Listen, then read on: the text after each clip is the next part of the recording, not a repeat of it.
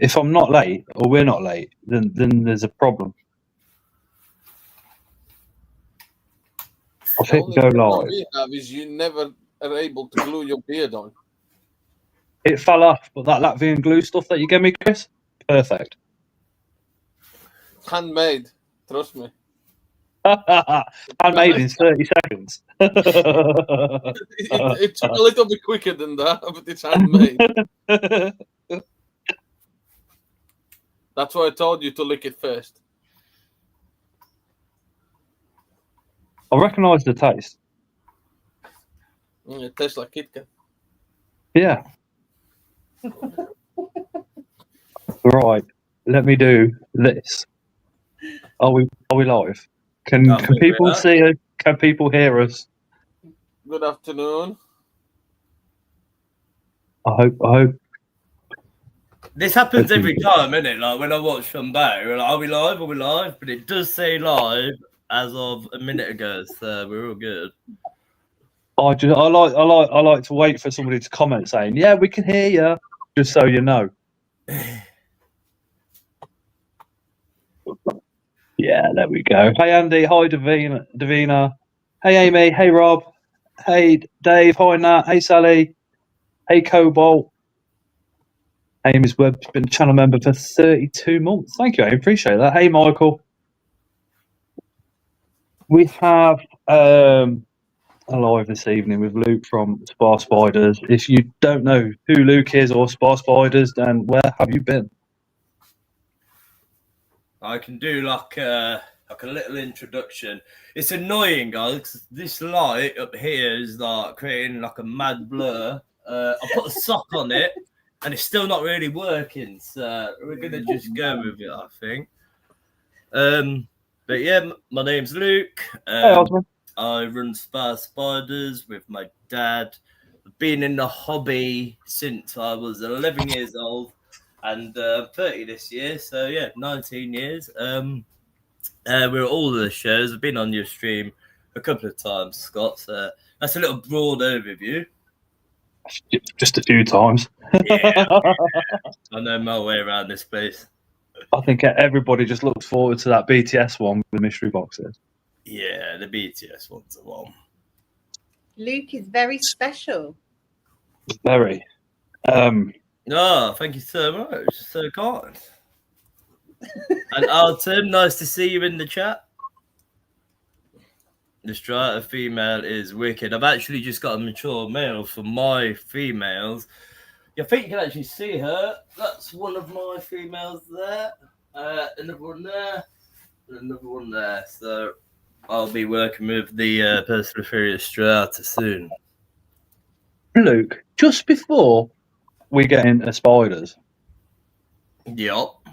You obviously always have a absolute packed summer. Yeah. I've disappeared off the face of the planet for the last few months. I can't lie. I'm just wondering what you were getting up to, like, you know? What have I not been getting up to? I think would be probably a bit more accurate. Yeah. Well, I did say to myself... Look at the state of you in that one. I did say to myself, for my 30th year, I'm going to go all out. So I have done. But going all out with all the spiders is a little challenging. So I've done a couple of festivals, been on holiday, done like a few little trips here and there. But obviously, when it comes to going on holiday or comes to doing a festival, everything needs to be done before. And when I come back, everything needs to be done after. So I've kind of just disappeared for the last few months. But now we're getting into autumn, getting towards Halloween, getting towards the winter months. I'm here. I'm back. Chris has been a channel member for 43 months. Fucking Jesus, Chris. How did the summer start off then? Because like, we haven't really seen you, haven't really spoke to you apart from at shows. Yeah. It's just because it's so busy. Like either side of any of my breaks and stuff for holidays, like catching up with orders, feeding, messages. So I've done a Bloodstock Festival, done Download Festival, been over to Portugal, been to Cardiff for a stag do, been here, there, and everywhere for birthdays. Yeah, it's been a packed summer. And now I'm actually just starting to feel alive again. So yeah, it's been wild, but it's been good, man. It's been good.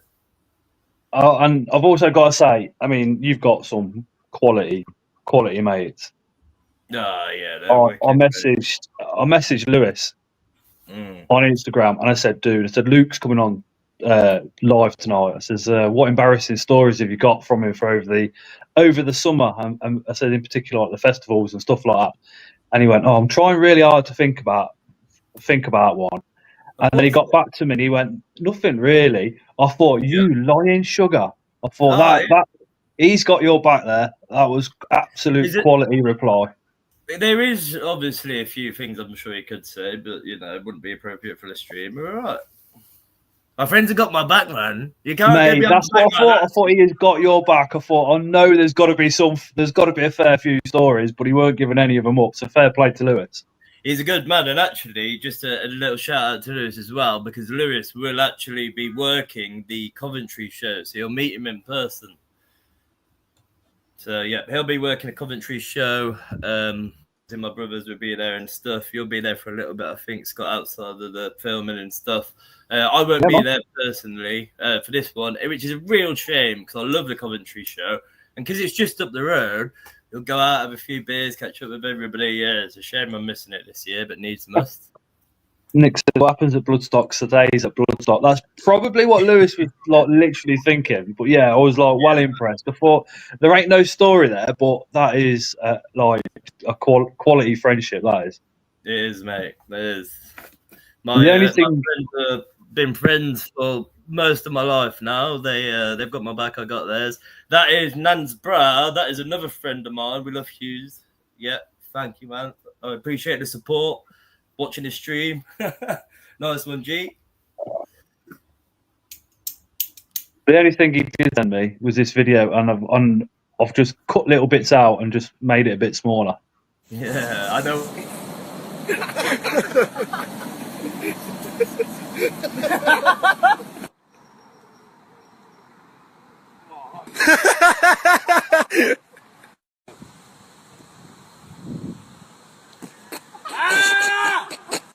Go.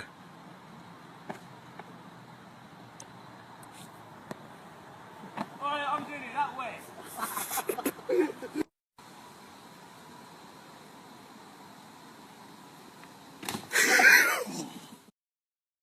Yeah, that actually ended up in a broken ankle and a cast for 8 weeks.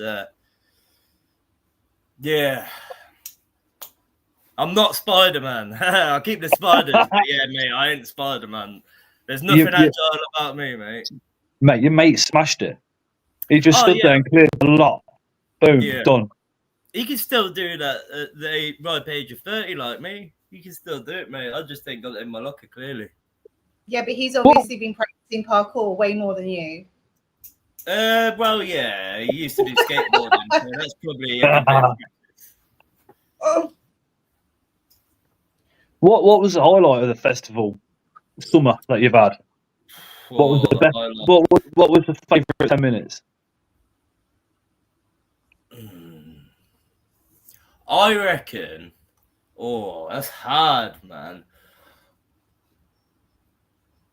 I'm a lot of people. Well, there might be people watching this back, but I've got quite into Sleep Token recently, and I'd say Sleep Token headlining Download with some of my best friends. I'd say that was probably the highlight. But it's hard to say because my week in Portugal was so good. Like, I was dying for half of it, but oh man, it's brilliant. I don't know.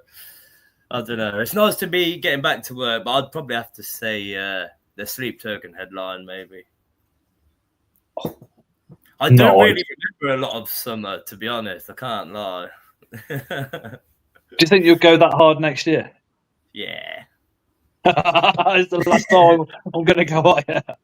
Well, the thing is, I'm getting a little bit older now, so the recovery time's taking a bit longer. But I'm trying to balance it out a little bit. So start going to the gym a little bit, eating a little bit better. So I'm hoping I can prolong it for a little bit longer, you know.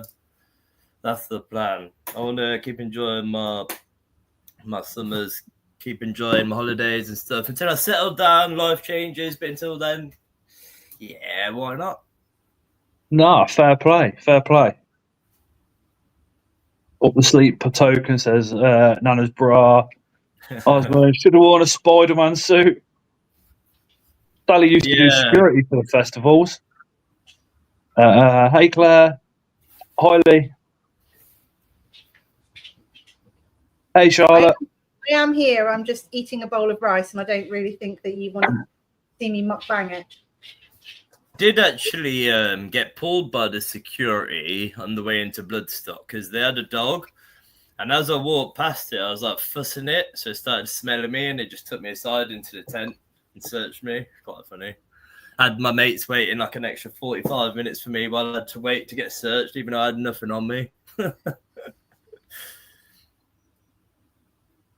Yeah, don't interact with the sniffer dogs, man. So literally just playing with the dog, and then because of that, it gave you a whiff, and then Well, security yeah, I guard did said, say something stupid as well. Yeah, I did say something stupid. Yeah, as you do. Yeah, but no, yeah, I've already booked my my tickets for Bloodstock and download next year. Got got a few gigs for the remainder of the year. Got Parkway Drive this Sunday. Got Disturbed in November, I think. Yeah, we got a few things to look forward to. But outside of that, I'm back. I am back now. We need to start getting a bit more active in the chat now that I've got a little bit more time and catch up on some work. Yeah, man. How have you been fitting everything in, like with the shows as well? Because I know you do a bit of travelling for Spiders and as well as. I mean, how many shows have you done over the summer? Because I know you don't just do the invert shows, do you? You do all of them. Yeah, we do some of the quieter ones as well. To be honest, I couldn't actually tell you how many we've done. Last year we done 19, and I think we're pretty much doing the same shows this year. Maybe one or two extra. So about 19, 20 over the course of the year. But yeah, this summer, because it's been so busy and Spark Spiders is busier, I've been relying on my family a bit. I've even resorted to employing my little sister a couple of times. So she came to Glasgow with us for the show. My dad and my brother come here on Fridays, so they always put shifts in. And whenever I've got a lot of work to do, or I'm going away on a holiday, etc., or for a long weekend, my brothers come round that week and do a couple of days' work with me. So yeah, unfortunately, I like the social media side of stuff slips a little bit just because I haven't got quite enough time to do everything. But we're working on it. I'll have to train up my sister to do social media. That'd be good because that is not my forte. Do any of your family say no to spiders, or they all pretty much just like, yeah, we'll help you, not a problem? Pretty much, yeah. Because I mean, the thing is, because I got my first when I was 11, and I'm the oldest of 9 children. They've all grown up with tarantulas, so they've got no fear. None of them got any fear. My sister might act scared once in a while, but she's not. She's just amazing. Yeah, so now it's quite easy to rope them in, to be honest. Yeah, they come here, they get a bit of money, they like it. Jessica I'll tell says you what, as well, it's easy work for them guys. I say to them, I was like, when I was your age, I was slaving away in a chip shop for £5 an hour, and you're just sitting here chilling, feeding a few spiderlings, you know, like some people that aren't in the community might go, God, that's hard work. It's not. It's actually not. It's just long. This takes ages. Jessica says, have you got any Celadona in your own collection? I haven't got any Celedonia in my own collection currently, but I have got the Coste, which is the Brazilian punk jewel. I can't really show them you because they're in their trapdoors, and I don't really want to disturb them. If you want to see it, go check out Spar Spiders over on Instagram. Yeah. If you look at my story, actually, that is a Coste. Yeah. That was my most expensive hobby purchase in all these years. I don't want to discuss that. The Celedonia, I did actually have a female, and I bought it and already set up in a nice little enclosure, a bit caught back. It already had its trapdoor. And then like 2 weeks later, I walked into my spider room and it was like floating in midair inside this tub. I'm like, wait, what's going on over here? Walked over and a UK native spider was eating it. So it must have been living in the cork bark. So, yeah, no, still ain't done it in a minute, but we will do. Lesson learned. So if you get that cork bark, give it a rinse with a bit of water just to make sure there's nothing in there. Yeah, I mean, I would usually check it over, but because it was already set up and it had this trapdoor, I didn't want to disturb it. But you live and learn. These things happen. Oh, mate, I would have been so angry. Yeah, it's one of them. Like, what can you do? Yeah, exactly. You can't do nothing, can you? It's just which tarantula species is the most expensive? It's hard to say. It probably is the most expensive I've seen would be the Coste, and that's the most expensive spider I've ever bought. So I'd probably say the Coste. But it's hard to say. It's supply and demand. Like the Solaris fetch quite a bit of money. Yeah, probably the Coste. I mean, that's what's cost me the most in 19 years of keeping tarantulas. So I'd have to say that. What's the most expensive one on the website currently? Oh God, it's hard to say because there's like larger spiders that are a bit more. But as for spiderlings, it'd be the Valhalla currently. How much are they? They're 85, I think. Are they covered with tonight's discount code? They sure are. What is the code? It's just at the bottom there. It's a bit of a boring code. Coventry 25. I went for Coventry 25 because the next show is in Coventry and it's 2025. So yeah. Is that all lowercase, uppercase? Oh, I got you. I'm just going to scroll it across the bottom as well. Yeah, man. Phil's show will be brilliant. I'm thinking of a couple of ideas for Phil's show because we do sponsor that show. We're the official show sponsor. So I'm playing around with a couple of ideas, but I will have some of the best stock of the year available at that show. So that would be a very good show to stock. And I'm actually thinking, I was toying around with ideas. I do need to put some ideas past my dad. But last year, I thought the fancy dress was great. And by fancy dress, you get in a little bit cheaper. But I think I want to add a little bit to that.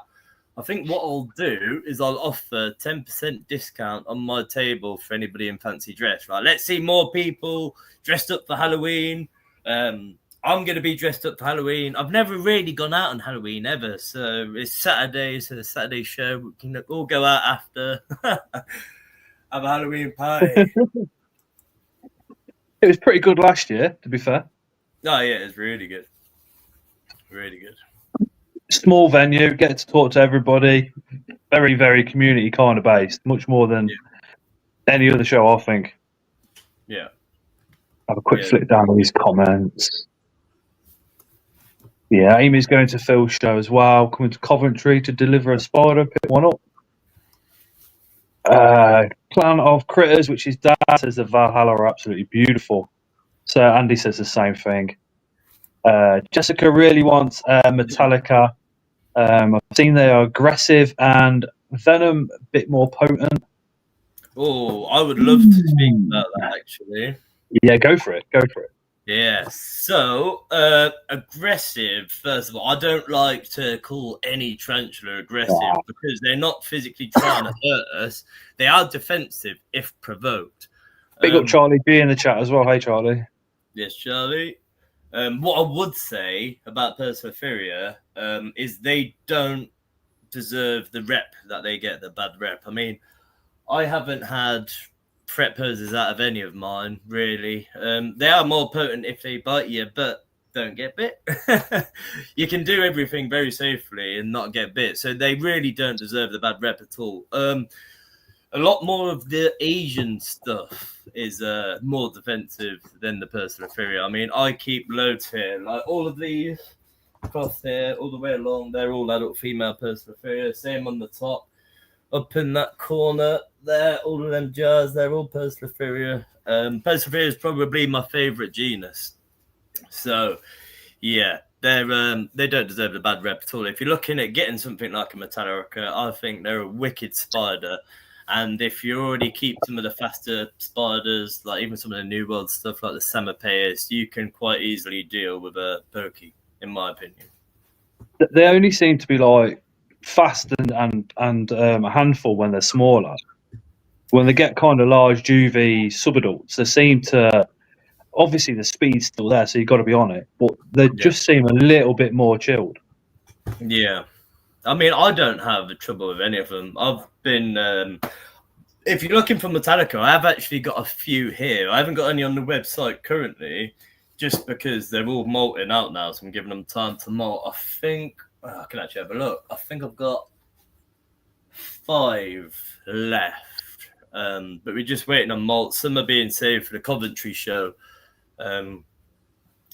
So, yeah. I wonder if I could show you one. Can people order on the website and collect from the Coventry show from you? If somebody would like to do that, I mean, you can't. This is one that's just modded, so isn't on the website yet. You're not going to be able to see it. Oh, yeah, maybe you can a little bit. It's a really terrible image. I might actually pull my phone out later so we can see some stuff in more detail. Mine was from you. Oh, yeah, the Metallicas are phenomenal. Are you on a laptop? Sorry? Are you on a laptop? Yeah, Mum. Tilt the screen a bit down. Yeah, but then you won't be able to see my face. Yeah. Stand back a bit. Oh, okay, yeah, that works. What's behind you, Luke? Oh, so many Apart from the pokies, what else is sitting behind there? So these two enclosures just here are Harpic Trade Port Crypts. Over here we've got Brachipalma Smithy, Grammostola Altaceps, adult female, a couple of paired electric blues, Vietnam blues down here. We've got 2 paired Megascopula. I'm in the hot room currently, so I'm sweating, I can't lie. But yeah, this is one room of 2 that I've got here. I've tried to create a little bit of space because we've done a show this weekend gone. So with end of month orders over the last couple of days, it's I've been a little bit stuck for time. You made me laugh when you said this is one spider room of 2, apart from pre-show, and then just go all the way around, yeah, there's a lot in there, and then there's. I mean, where Luke's laptop is literally rammed. I've got loads of stuff down there, yeah. But the thing is I was planning on staying at this place for a little bit longer, but now I'm thinking I'm probably gonna move. So I wanted to have a lot of these done now with lights and stuff, and have this as a bit more of a showroom. So for when people come over, or to do videos, pictures, maybe even live streams once in a while on social media. So that would be the plan. But now I think I'm gonna move out of this place. I'm gonna put it on hold a little bit. But the Pokey, yeah, I think you're gonna need to. Probably my favourites. Did Luke say Zenenthis Megascopula? Yeah, I've got 2 females paired down here. I've got another pair to pair down here. I've got another one in a cold room. I've got Juvie. Yeah, I've got quite a few. I've sold quite a few Megascopula lately as well. You got a male erratum, Luke asks. Do I have any male erratum? I don't, unfortunately, no.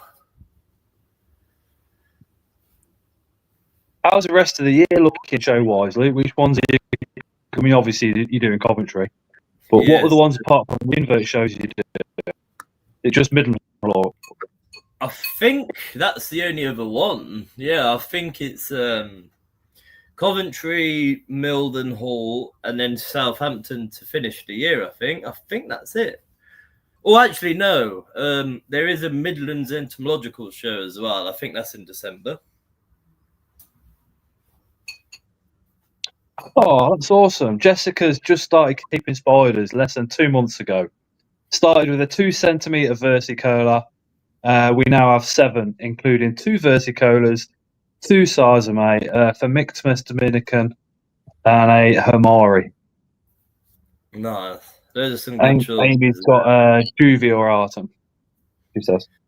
I have actually just sold a mature male Phemictmus dominican purple today. It's just sold offline.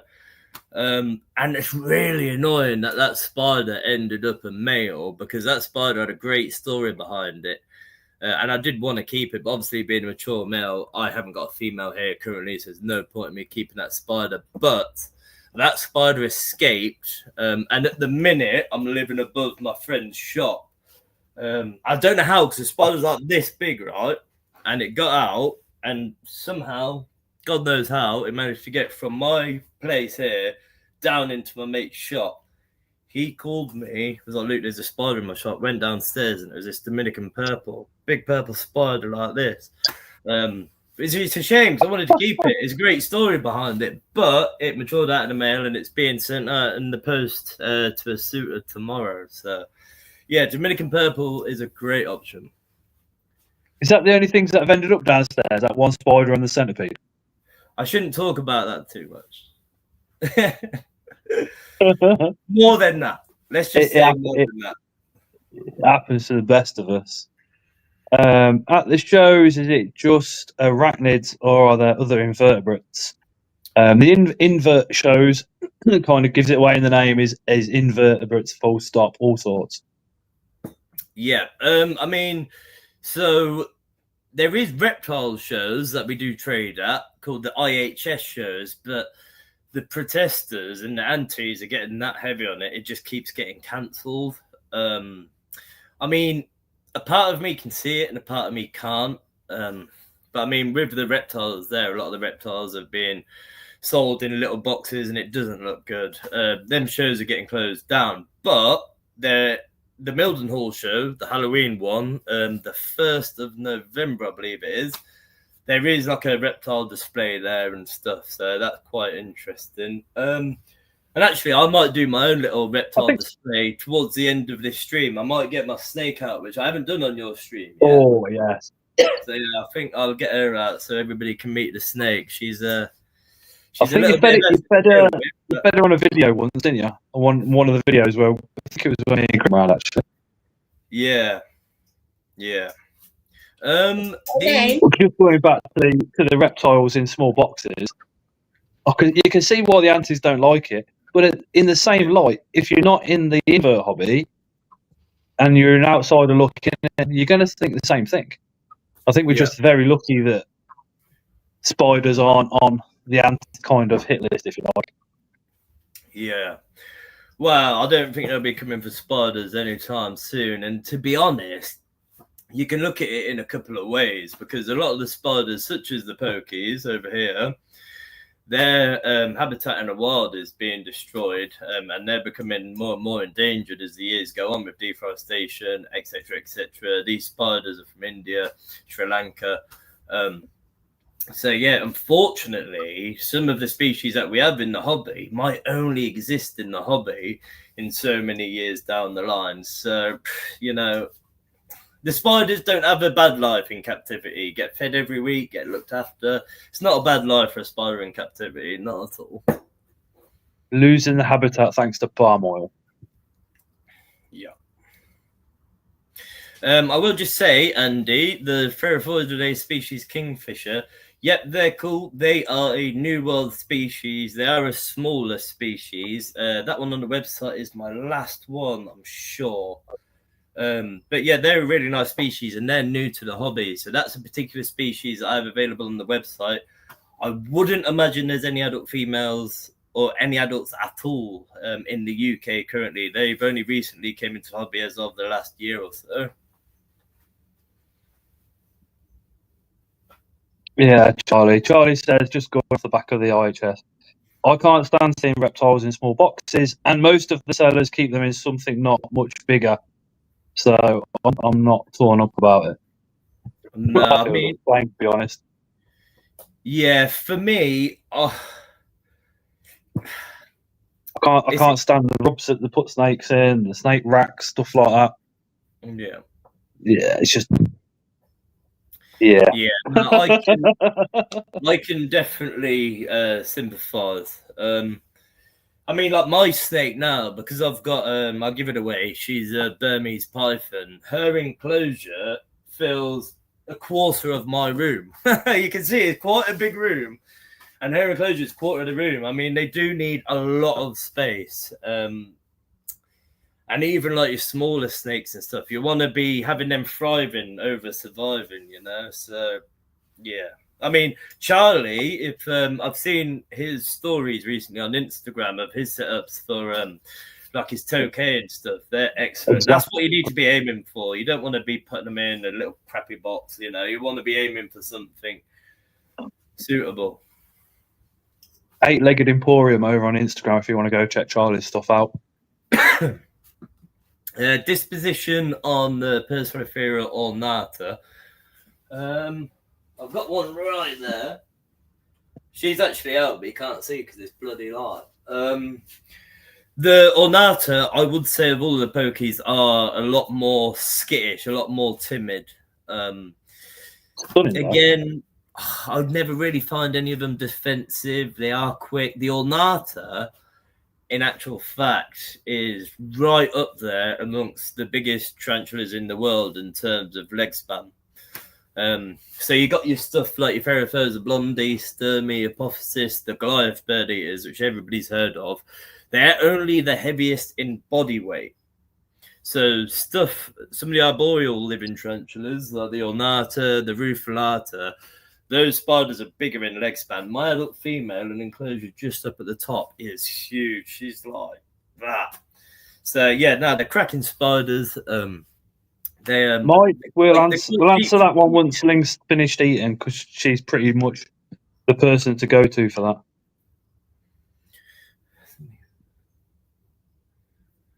Because 9 times out of 10, it's what we've added to the substrate. Well, what I would say with DKS, we do DKS like this because a lot of people will say DKS, and that is just it's like list the symptoms for something unknown, basically. Yeah, but I mean, I've had spiders, and in all my time, I can't work it out. I have spiders that will develop these sort of symptoms once in a while because I mean, we've got thousands here. And it's weird. Some of them would get like the twitchy legs, not be able to move. And then a week later, they're fine, absolutely fine, like nothing's ever happened. And then some spiders, it seems to be a death sentence. So it's one of them things, you know, we're always learning in the hobby. And that's one of the things that we just don't really have a definite answer for, I wouldn't say just yet. I think with DKS, before you go, it's DKS. I think it's quite important to, you know, watch your spider and see if it's not actually looking for a water dish or taking on any water. Yeah. Do you know what I mean? Because the dehydration can be very similar. Yeah, it can be. Yeah, that's a good point. Could you do, Mal? That's such a nice proposal. Just chill and catch up with some of you. Yeah, man, Charlie, it was good to see you as well. And I'm sorry I didn't stick around in London for a little bit longer because had I got that message sooner, I'd have came to your place and had a little bit of scran and a few beers, mate. So, yeah. There's always next time, man. There's always next time. But it's good to see you too, mate. My roof flat hits 21 centimetre fully stretched. Precisely, man. That's a big spider. Yeah. I'd say the roof flat just edges the ornata, but only just. So you think of big spiders, you just think bird eating spider, and that's it. They've got to be the biggest. But like you're saying, the pokies don't half reach a good size, and I'm always surprised when I see a huge one as well. I'm always like I don't expect it.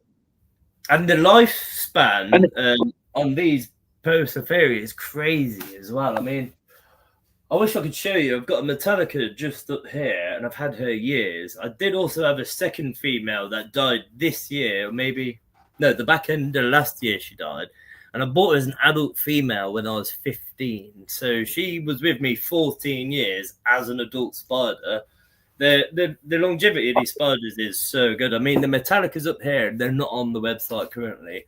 And they will be over the course of the next couple of weeks, and they'll be at the Coventry show. But at subadult size like this, not adult, that's a spider that you can have in your collection for 15 or so years. They are really quite slimming. The pokies, I can sing their praises all day. They are my favourites, quite comfortably. I think that really just highlights the importance of having people like yourself on lives and putting the information out there that have been in the hobby a very, very long time. Literally, because you go on Google, and Google might say, and I'm going to pick numbers out the air so they're not correct, but Google might say, oh, yeah, Polithia Metallica will live for 10 years. Yet you've picked up an adult one, and it's been with you for 14, 15 years. A lot of these care sheets... I think a lot of it's guesswork. Yep. More than actual... And, yeah, when I do my care videos, I'm very particular at where I look for the information from. Because Wikipedia is a little bit like, yeah, you're not quite right there. But then you've got to be asking people like yourself that's been in the hobby a very long time and saying, have you had one of these spiders and how long did it live for? Is it still with you? Or, you know. I think you can find the best information these days hey, Rebecca. on YouTube, I would say. I think the care sheets that you can find online, a lot of what I've seen is naff. The one that I always see is with regards to Carabiner and Avicularis. So for those that aren't so comfortable with the scientific terms, the pink toes, I see everywhere for them to be kept humid. The humidity is the one thing that they need, and also cross ventilation. Yeah. Every care sheet you read will say the same thing. And you keeping Avicularia Carabiner species too humid is way more detrimental than keeping them too dry. So it is very important to not just go off the first source of information you find online, but to have a broad view and look around. And as I say, YouTube is fantastic. I'll say it before and I'll say it again. Don't just follow the one person. Watch every single video you can. And you'll see the same bits of information coming along. And I always say somebody else, there might be that one person that you watch that might be keeping their spider slightly different, but in a better way. But you're not going to know unless you start kind of looking and watching videos and stuff like that. I personally love arachnoboards, the BTS as well, and then just talking to keepers that have been in the hobby a long, long time. Yeah, and have got that experience behind them, because then you can say, look, is it all right if I use what you've told me in a video? Because basically, you know that's good, solid advice. Yeah, Osman, exactly that. Exactly that. Yeah, pretty much dry with Jessica, just the same ventilation as any other spider. Yeah, that's absolutely it. And every 90% you never used to, though. You did videos where it was the other way around. So everybody learns, don't they? But I would also see, like, say I'm wrong, but I keep my Avics pretty much dry. Same ventilation as any other spiders. I mean, when I was new to the hobby, I lost a Versi.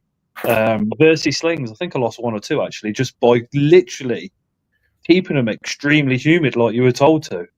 Yep. And again, the problem there is obviously the humidity is far too high, mold grows and all the rest of it. And yeah. Well, you've got to think where these spiders are coming from. Yes, it is quite humid in that environment, but they're living off the ground where it's dry, you know, so they're spinning the silk tubes and living off the ground where it is primarily dry. So when you're sticking it in a little tub with soaking wet substrate, that is not a representation of how they live in the wild at all, you know. So it's a lot better to be drier, because where they are living in the silk tubes is dry. I mean, don't get us wrong. I mean, it can be like a little bit overwhelming when you start thinking, I need to keep it exactly as it is in the wild, in our enclosures. But it's doable to the best of our capabilities.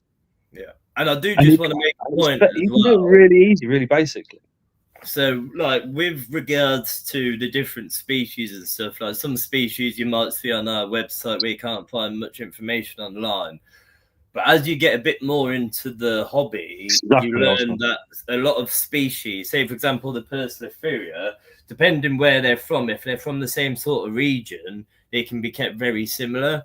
And then you can use that and just apply it to different species. So it's always best to do your research when you buy any spider, of course. But when you can't find the information online, I mean, something that I'd love to add to the website is doing my descriptions. But I want to write that from my experience. It's going to be a hell of a job. I need to find the time to do it. But if there's any species online or on the website and you're unsure about their care requirements or how they should be housed, drop me a message before buying and I can always help with that. Jessica just says, we notice with the versicolors that when they start to wander, we spritz the enclosure, they drink and go back to the web. They always have a water dish as well.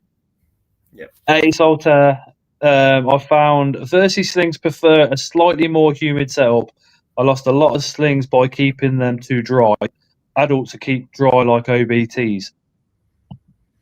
It depends because I mean, my dad produced at the start of last year. How many? I don't know, like 300 odd versicolor. He had 3 egg sacs, and we lost next to none.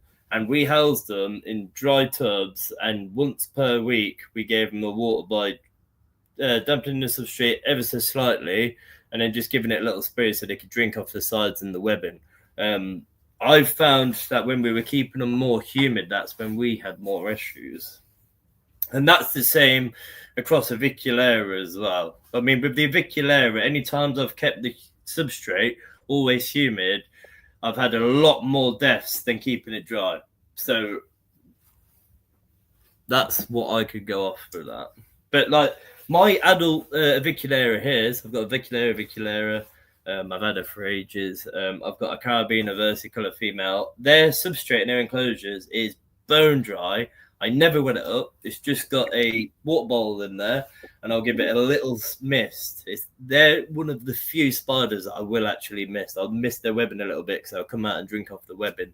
And that's it. I never dampen the substrate, not the adults.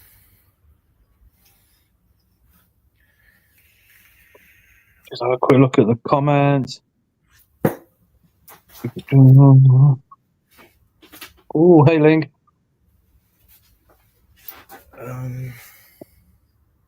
Who? I said, hey, Ling. Hi, sorry, I was eating my dinner. I didn't want you to all watch me eat. No, you're all right. We had a comment about DKS earlier, Ling, and it was like I said I'd re-ask it once you were back. It says, evening, guys. Any advice on potential DKS? H. pulchripes. Hasn't been good for a few days. Legs bunched and jerky movements. Got it by extra heat and more water. Well, there was a BTS article about it, wasn't there? Yeah. And it was said to be believed that it was neurological. Did you read that as well, Luke? Sorry, 1 second. And I don't really, my personal belief is I don't really think that there's much you can do about it. It's kind of, you need to let it roll out, because DKS is an umbrella of symptoms that's not defined to one specific thing that we know of yet. But it's assumed that it could be neurological. And also, it's almost the blind leading the blind at this point. And also, I know people like dampen substrates and make it quite humid, but if the internal organs are dehydrated already, they've already started sort of seizing back, which restricts the movement around the fovea, which then makes their legs pull in a little bit, and it makes it hard for them to walk. But that's my personal belief. Sorry, could you? I was just I had a message come through. You weren't listening to me, was you, Lou? No, not really. No, but, to break it down very quickly. Sorry, what did you say? Someone asked about DKS and their H. pulchripes, and I said there's a BTS article that was written by a committee member regarding their observations of DKS. DKS is an umbrella of symptoms. It's not defined to one specific symptom that we know of yet. And I said that in the article, and what my belief is that it's neurological. It's a neurological deformity that could have happened after a molt. Because they don't just molt the exoskeleton, they molt internal parts of themselves as well. And there could be something that had gone wrong inside.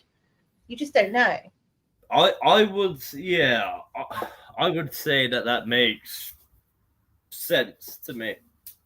That makes sense, yeah. Because the thing is, I've heard people say about when an enclosure is too humid, but then I've had spiders that are dry and have the same stuff. So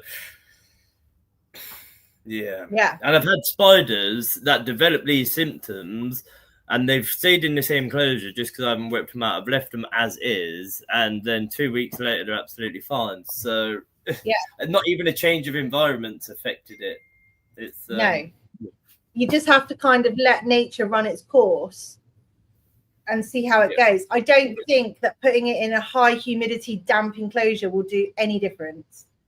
No, I see you. So taking a spider that appears to be unwell and putting it on damp paper towels, in my personal opinion, is going to do nothing but make it worse. The only time that will ever help a spider is if the spider's dehydrated and it can drink off them paper towels.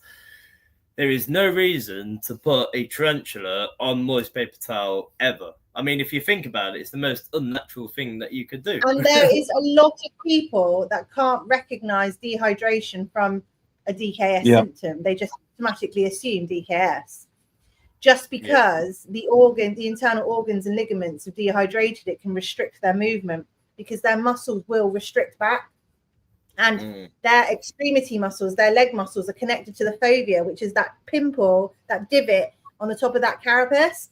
So if they're pulled in, their legs will automatically pull in and it will make it hard for them to walk. So, and then people go, oh, look, this has got DKS. It might not be. It just might be really dehydrated. You need to remember that move via blood pressure and they need fluid for that. 20% of their body weight is made of fluid. If they lack that fluid, they're not able to move properly. Do you think there's a point with dehydration where it becomes they can take on water, but the body is still just completely knackered from the dehydration and still display those symptoms? Yeah, because it will take time for them to come back from that. They don't. So if you didn't, let's say if you got a spider and it prefers a higher humidity and you've got it really dry, and you haven't done that water dish and you go off on holiday for a couple of weeks, come back, it's going to have those symptoms. Okay, you're really thirsty. I give you 1 glass of water, a pint of water. Your thirst is not quenched. You're still feeling dizzy and a headache. Are you sorted? No, you need litre. You're going to need more fluid. A lot. Yeah, a lot of fluid over time given to you. So no, it will take time for that spider to recuperate. I do just want to answer that very quickly, Charlie, because I did say that. So, yes, I do. To be honest, with the pokies, I do recommend using a water bowl for a lot of people out there. I personally don't use a water bowl until they go into their adult enclosures. So I will give them a little spray when I keep them in the jars, just up there. I'll moisten it up a little bit, but I will spray the side a little bit so they can drink off the side. And then with the adults up here, I'll fill the water bowl, but give it a little spray as well. But there is nothing. The only things that I will spray are arboreal living spiders. Anything living on the ground never gets a spray. I think with the water dish, I think it's quite important to say that if you're not on it like Luke is, if you're not with your spiders every day, then water bowl is crucial. Like, oh yeah, I mean, you have to be on it not to give the water dishes. The only time I wouldn't give water dishes is with spiderlings. I wouldn't bother with water dishes for any No. spiderlings, nothing like that. But once it gets to a juvenile size and gets to a bigger enclosure, what I would say about water bowls is okay for me. I don't use them in all of my enclosures, but there is no harm whatsoever in using it. And actually, if you're using water bottles, then that can prevent some of your enclosures getting a little bit too dry or a lack of water if, for whatever reason, you can't tend to them for an extra few days. Yeah, I don't use water bowls. That would be handy to keep you in a routine and keep you reminded that you do need to do your maintenance. But again, Ling, you're on it every day. And the species of spiders that I keep are quite specific.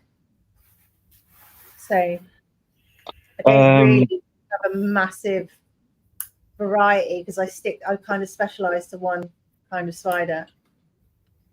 Just before we answer Charlie G's, or Luke answers Charlie, yeah, just before I read it, sorry. We have got probably 2.5 minutes before 9 o'clock. 9 o'clock, we do swear, we do have adult conversation, and it's marked by Chris, literally going full out on me. So if you've got any kids watching, remove them from the stream now, because they will hear a severe amount of profanities come 9 o'clock. And if you're new to the stream, well, you'll find out. But Charlie G had a Dolichosteli diamantinensis, what he would describe as having bad DKS. It molted, and then he paired it, and it ended up dropping a sack. It lost all the DKS symptoms. Yep, it can happen. That's what I mean. Like, it's very hard. I mean, even though tarantulas have been kept as pets for a number of years now, there is some things which we just don't know. Hey, Brandon. And some things we might not ever know. If we're ill or a dog's ill or a cat, we just go to the vets, go to the doctors, have a blood test, find out what it is. With spiders, there's nowhere, is there? You can't take them down to local vets and say, can you run a blood test on my spider? So just half of what the vets are doing is guesswork based on like literally their degree in zoology. Yeah, put it this way, I'd never take my tarantula to a vet. Sorry, not a pet. Hey, Joe. Yeah, even with the reptile vets, they're not guessing. It's just like educated guesswork, if you like. Oh. Jessica says, "Seen you have the Psalmopoeus victoriae on your site. What's your opinion on them?" The Vittori are brilliant spiders. So they get the common name Darth Maul because they are half black on the rear end and red. Oh, actually, wait, have I got that wrong? I'm sure I haven't got that wrong. Let me look at one. I think you're right. No, yeah, it's red on the back fourth set of legs and black on the front fourth set of legs. That's where they get their name, the Darth Maul tarantula. Yeah, that's where they get the name, but the fucking stupid fucking wanker in the fucking corner gets the fucking name from the fucking community because he's a fucking ugly piece of shit. Fucking twat. Fucking ugly I love how he hasn't contributed until 9 o'clock. I've missed you, Chris. Fuck off. So it is 9 o'clock. So we do swear we do have adult conversation. So bear that in mind. We can all talk properly now.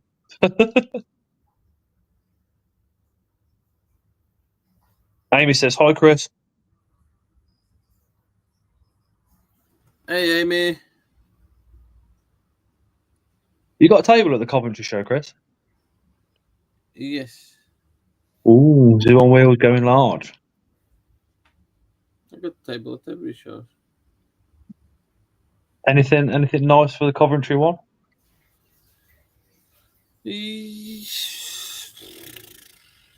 Fuck knows. Yeah. Spill the beans, then. I don't know. I haven't checked, to be honest. Oh. I don't know I haven't had the time to prep for it yet. So once I have a minute, I'll fucking sort it out. I see the 3D printed stuff's taken off pretty well. Yeah, that one's doing very good.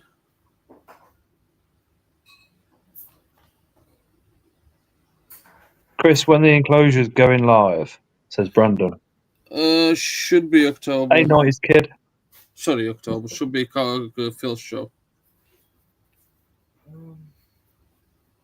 That could be a very good move, Chris. What? That could be a very good move. I hope so. I think 100%. But to sorry, just to interrupt and go back just very quickly on the Vittoris. So they've came down in price loads over the last few years thanks to captive breeding. I mean, I bought my first female at BTS probably about, God, I want to say 6-7 years ago, probably. And yeah, she cost me £300, and that was a good price for a friend. So their prices came down a lot thanks to the hobby. And yeah, out of all of the Samapeus species, they are the most visually impressive. So yeah, the Vittoria is a great option. I've got mine off yourself. In terms of temperament, they can be a bit more flighty. They can be a little defensive, but they're not too much trouble at all, really. I was with the price. I thought like I wouldn't be able to afford one, to be honest. Only maybe a tiny sling at one point, but luckily, like you said, the price has literally fat of them compared to how much they were selling for. Yeah. It's like a lot of people won't know. So over the course of the time that I've been in the hobby, I remember when the hard picture porcrips or the blue and gold baboon, when they first hit the hobby, they were about £165 per spardling, and now they're about £12, £15. Same as the Balfouri. When the Balfouri first hit the hobby, they were £145 a spardling, and now you can get a communal of 10 for that, or even cheaper. So, you know, captive breeding is fantastic, and we need to do more of it. Absolutely. If there's somebody that's literally watching the stream now, maybe they've got one spider or two spiders, another bigger spider, what's on the website which you would advise? A bigger spider, did you say? Beginner.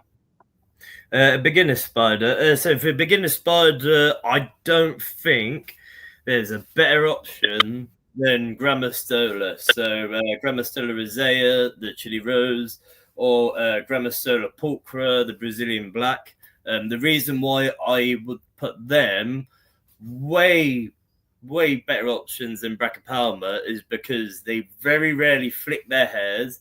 Brachypalma are a great option. Don't get me wrong. They're very, very hardy. They're very, very long-lived. The potency of the venom is weak, which is obviously good. I've never been bitten, so I don't look into the potency too much, and I don't think anybody really knows to any great degree how potent some of these spiders are. Obviously, none of them are too bad. But yeah, I would actually say that some of my Brachypalma species are just as defensive as some of the old world species, the Perslepharia, the Asian species. They just tend to flick the hairs as a first defense, and they'll do that a lot more readily than some of the old worlds will do to threat display. So I would say Grammostola pulchra, Grammostola rosea are your best options. Jessica's literally checking out with a Brazilian black right now. That's good that you're doing that right now, because I think I only have 2 left. And I did have 100 at the start of the year. So I think there's 2 left online, and I think I've saved 3 for the Coventry show, and that is it. How about if somebody's been keeping spiders, say they've had New Worlds for a year, and they want to make that next step? What's on the website to give them a little bit of heart pumping, but not too overwhelming? I'm just going to plug my laptop in quickly.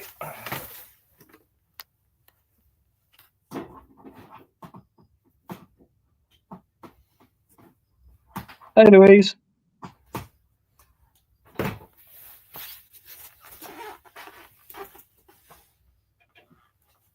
Laptop, phone, beer, sorted.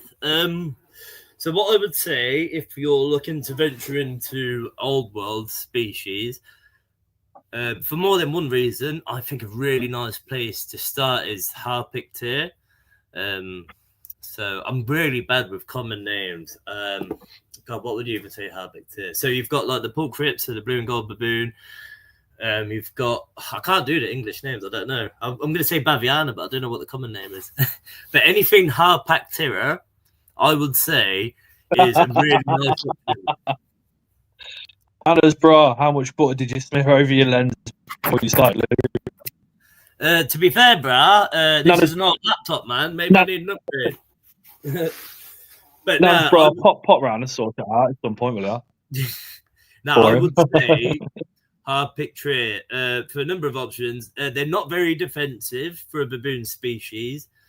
They're a little bit slower than a lot of the other stuff you're going to be dealing with. And the biggest selling point, I'd say, in Harpictier is you actually tend to see them quite a lot. So my Pork Crips females have got depth so they can burrow. They've got bark tubes in there so they can hide, and they're always out of display. They web up the whole enclosure. It looks really great. A lot of the old world stuff does tend to be fossorial, which means it burrows underneath the ground. Whereas some of the African stuff, such as the Harpictier, are usually out on show. So I would say that is a great place to start if you're looking at getting into old world. But further on from that, it's all down to your confidence. If you're confident with what you're working with, I don't think pokies are too much of a step up. I mean, some of your new world species is just as skittish as some of your old world species. Old world species go into the category of being more advanced because of their potency of their venom. But it's been 19 years and I've never been bitten, and I deal with spiders every day of the week. I pack spiders for the purse, I pack spiders for the shows, I unpack spiders, and in 19 years and dealing with tens, maybe even hundreds of thousands of tarantulas, I've never been bitten. And I'm not always too careful. Sometimes I'm in a rush. So I would put it down to your confidence level. If you're confident with what you're working with, I don't think there's any spider that's unattainable due to its temperament. Osmo Oyster says a Baviana is the Purcell's baboon. Sorry. Free lunchy 4. I have 2 Grammastolia rosea raised from Dots. One has just molted out as a mature male. Good eaters, always out, never flicked hairs. Brandon started with old worlds first, and he prefers them over the flicky new worlds. A lot of people do, to be honest. Emma says, "Hi Luke, was nice to talk to you on Sunday. Just remembered you're on tonight." Hey, yes, it's nice to catch up with you too, Emma. It's a shame that the Persipheria famosa female sold before you could get to the table. I will have some more. I would show you them, but they're all in a big cork tube, which I was telling you about. So Persipheria, they can live communally. I wouldn't call them a communal species. They are just more tolerant. But in the wild, where you find them, because of deforestation, you will typically find numerous Persipheria individuals on one tree or one hollow tree or behind a piece of bark. They will be tolerant of each other. They don't work as a communal like Balfouri. But I got 30 in, and they were in tubs of 10. And because they look that cool, I put them in an enclosure. I'll deal with that later. They look that cool in there. I'm leaving them for a little bit longer. But I will have some more in due course. So hopefully I can find a female for you next time. I remember a fair few years ago now, people on Facebook were saying police the area basically are seen together on the same branch in the floods because they've got no other choice. Yep. It's like when Andrew Smith goes out to see him in the wild, you know, they've reported, I'm sure, I mean, it's ages ago that I watched the documentary. We actually donate. We're executive producers of Andrew Smith's films. But yeah, they are found living on the same trees and stuff because they're what's it? Not their region. Can't think of the word I'm looking for. Their range. That's it. Some of the range of some of these species isn't so far. executive directors. Yeah, so we donate. Is that like the highest donation band? Yeah. Can I ask you a personal question on that? Mm-hmm. What makes you donate to Andrew Smith in such an amazing way? Well, we started donating at the highest tier to become executive producers, just because the work that they're doing out there on the field, we feel is so important for the hobby. You know, like all of us here that keeping tarantulas at home, like we can make reports and stuff and study the spiders in captivity, but these guys are going out and seeing them in the field, and I think not only is that very important, Big difference for us as hobbyists, but it's also very important to learn about them in the world, you know. So because they're doing such good work, we wanted to contribute as much as we can, and so we became executive producers. Maybe even raise awareness to the countries that they are actually from and local villages and things like that as well, to kind of make it more noticeable that these spiders are disappearing. Yep. Fingers crossed that has a good impact. If somebody's been keeping... sorry to interrupt. Yeah, that's absolutely right. Yeah, they tolerate each other, and they're not communal like butterflies. So I do want to stress that. However, on the groups that I got in, as I said, in boxes of 10, so 10 living per box, I had 3 boxes, and I had some this size in the boxes and some this size in the boxes. And they were checking out the one quick time together, which is really quite fascinating because, I mean, some of the live food that I've been feeding to them has been almost as big as some of the youngest individuals, and the youngest individuals have been absolutely fine living with them. But you are absolutely right. Yeah, they are not communal. They are tolerant. Just quickly, Jessica says, do you only have one Brazilian black left as he won't let her check out with 2? What? Let's just have a look. I think I just had an order come in. Let me make sure there isn't a Brazilian black on there. No, there isn't. I can add another one to the stock quantity because I know I do have more. I quite often don't put full quantities just because we do so many shows. But here, let me go on there. Your website is crazy because you have a load of amazing stock, and it's like, wow. And then you go to a show, and your show tables are just like, wow. Luke's taking all my money again. To be honest, I was actually having this conversation with my dad. Like, I don't typically list. Yeah, I have just got one in stock for the pork fair. Let me update that to 2 because I have got more. So let me just do that. Cool. So you should be able to check out 2 now if you try again. But yeah, you're absolutely right, Scott. So with so many shows, as I say, 19 last year, about the same this year, maybe an extra 1 or 2. With so many shows, I have to save stock for the tables. I have to save some of the better spiders for the tables because anything that I put online just sells so quick. It would be great to get to the point where we could have a lot more available on the website, but it's with a lot of shows, there's a lot of sales. So if you ever come to a show and you find us at a show, if you look throughout the table, there'll always be plenty available on the day that you can't find online. Osman's still drinking water and eating bread only because of BTS. Luke kills me. Mr. Mutley says, evening everyone. Just bought the female T Rasty. Thanks for the discount code. Much appreciated. Can't wait to see her. Cheers, for Gary P. Amazing. So that's an example of a spider that you've purchased online. I only put that online a week or so ago after the show, because usually that would be saved for the shows. But that is one of the few spiders I added to the website. And further on from that, I actually paired Tapnachenius rasti before they even got rasti as a species name. They were Tapnachenius species Caribbean diamond. I bred them successfully around about 5-6 years ago.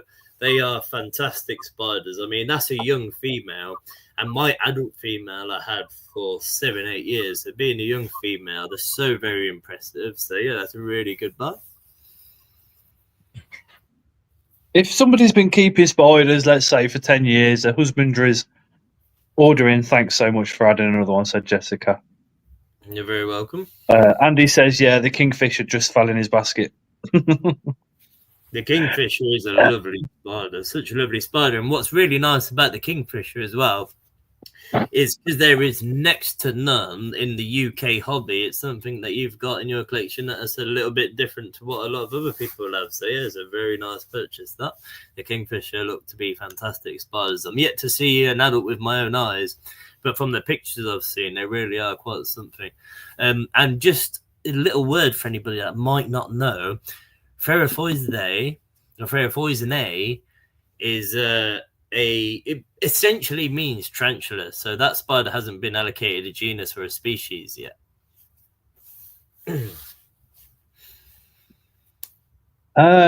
So if somebody's keeping's on point, they know what they're doing, they can pretty confidently keep any spider out there. Mm-hmm. What on the website currently would you say is an absolute must for somebody's collection? I'll tell you what, I'm going to have a scroll on my phone because it's been a long day, so my brain's melting a little bit. Let me have a little look. No worries.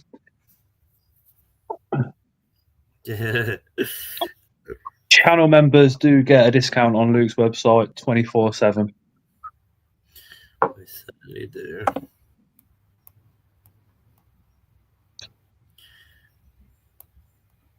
It's really hard to say because there's so many nice options. Like I've quite recently got into Euphalus, so I've got the Euphalus smagred tiger. They are quite an expensive spider, but the Chilean species throughout the years are going to be harder to obtain just because Chile have banned exports. So I always think it's really nice to pick up these species. Picking up a 0.5 centimeter spiderling, you're going to have that spider for probably 7-8 years before it reached adulthood, maybe even a little bit longer. But these species that are available now might not be available at all in 10 years' time. So anybody that's looking for something a little bit different, I think any Euphalus species are a really nice option. But then we've got the Enquesha Blue, which is they're the first spiderlings to have hit the glad UK. you said that. I was looking at that going, how am I going to say that one? Yeah, those are the first spiderlings in the UK. So that is another species. I mean, the only people that own that species is Jessica. Spiders. They're living at altitude in the world, so they do need to be kept a little bit cooler. The spiderlings that I've had here have been absolutely thriving. I've just been keeping them on the lower shelves in my hot room, and they've been absolutely fine. There is so many options. It's really hard because I've got my own taste in spiders, all of them. Some I just like more than others. So it's hard to say. There is multiple options. I think the Devamatha, the LSD Earth Tigers, which I'm still they were very expensive at one point as well. They were. I'm still a little bit disgruntled that they changed the name on these guys because they used to be called Psychedelicus as the species name, and I thought that was wicked. But, you know, these changes need to be made. The only downfall of the Devamatha is you're very rarely going to see them. But for me personally, I don't mind not seeing some of my spiders because I know what they look like and I know that I've got them in the collection and I'm happy with that. But they are absolutely out of this world. Emma's been eyeing up the kingfisher for a little while. Let me just say, for anybody watching over on Facebook, I can't see your comments. So if you want to ask Luke something, come pop over to YouTube quickly and drop your questions in there. I like the questions. Further questions. Mr. Mutley, Gary P says, thanks again. Did have a good look for one at the Peterborough show a couple of weeks ago. Just looked on the website tonight and boom. Yeah, the Rusty are such nice spiders. They really are. She's at the size now where she's already starting to get them purple hues and stuff. Yeah, they're really, really nice spiders. Is there any spiders that are in the UK hobby thanks to Spar Spiders? Sorry? Is there any new species? Sorry, I should say that have been brought into the UK hobby thanks to spar spiders. Oh yeah, there's quite a few now. So to give a little bit away, the Inkasha Blues were the first ones to brought them into the UK hobby. We were the first ones to bring in the Sericosmus species Ora Negro. And I have got a couple more species coming next month that will be UK first. I'm not going to give it away yet because we don't cut chickens before they hatch. Nope. Yeah, Osman, I've seen that because some people are still calling them Salanticus psychedelicus and not Devamatha, but on the World Spider Catalogue, they're down as Salantica Devamatha, so that's what I'm going with. Yeah. I either check the World Spider Catalogue or just ask Link. Yeah, now they I know the Spider Shop do sell them as psychedelicus still, but as far as I'm aware, that is wrong. I'm going to go for a week quickly. I hate the Spider Shop. I've got a lot to, answer for. Especially with the common names. Common names really annoy me because sometimes sellers make up a common name, and I wonder if the local people to that species actually call them something different. Like the Darth Maul tarantula. I wonder what the actual locals would call that spider. I know. I mean, No, I got. there is some like names of like Theraphosa LeBlonde. That was the original name, wasn't it? LeBlonde. LeBlonde. LeBlonde. LeBlonde. Yeah. And they're like used for medicinal purposes. It's Really? probably a medical them. Yeah. What were they used for? Do you know? Or? Yeah. I'm not going it might upset people, so I'm not gonna say. J's and T's. So we're going to discuss very briefly, probably about 2 minutes, just what the blonde was used for medicinal purposes. So if you find that sensitive, just turn the volume down, and I'll give you a thumbs up if you like on the camera once we've finished. There you go, Link. Disclaimed. It's written in the New World Tarantula book that LeBlonde's fangs were removed from them and crushed to treat certain ailments such as diabetes and things like that. So they'd be left to go about their business, but they would remove their fangs so they wouldn't be able to hunt or anything. It was quite sad, actually. I think they used them up until quite recently, up to a couple hundred years. In fact, some tribes still use them for that. And they'll Is there any research been done to see if they actually did what they actually claimed? Yeah, because some of the properties are actually used in medicine today. People don't know it. Oh wow! Yeah. What, like literally a clone, like a chemical clone of what's in a tarantula fang, not the actual tarantula fang. Yeah.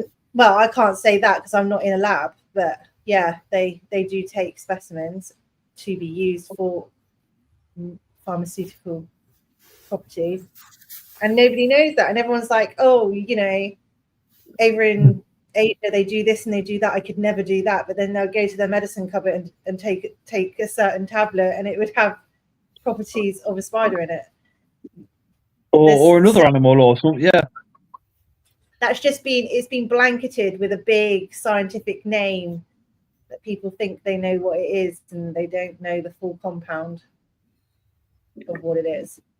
Yeah. There's lots of stuff like that. I think Osman makes a good point there. I'll put some up. Beautiful. When people get into the hobby, as 95% of us do, I'd say, people start with the common names because they're a lot easier to remember. But they are just made up names. So, for example, yes, Tristan, if he's got a pink toe, Luke. When someone asks you for a pink toe. So they're made up to a point whereby if I get a new species in, such as the Sericosmus species Ora Negro or the Inkasha species Blue, I make up the common name. I give it a common name. I make it up out of thin air because that is all it is. It's a made-up name, but it just means it's easier for new keepers to remember. Even if you've been in the hobby for quite a while and you still use common names, that's absolutely fine. Do what works for you.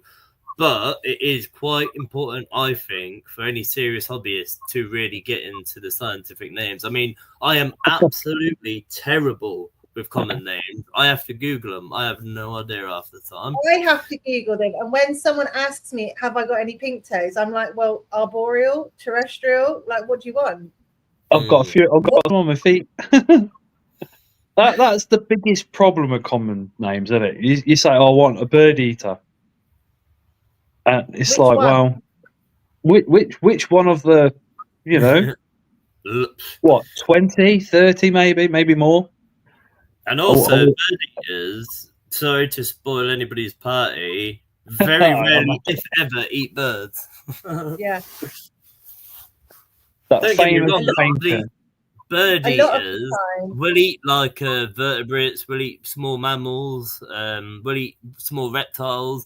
They'll eat anything that they can overpower. But obviously, birds are in the sky and spiders are on the ground. So very rarely happens. But the story behind it, to why the bird eaters, is interesting.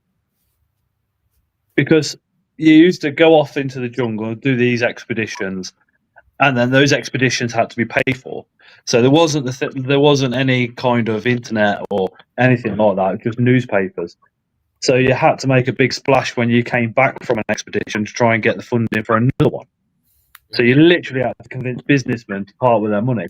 So if you come back and say, oh, I found this little spider, yeah, it's about the same size as my hand, it just eats worms, businessman's going to be like, oh, great. But if you come back going, I found a huge spider, man, it was catching birds out of the sky, it was incredible. Seeing a gorilla, you know, it took down an elephant, made its own bows and arrows, then that creates a story where the businessmen back then were like, well, okay, I want to get my name on that. I want to fund.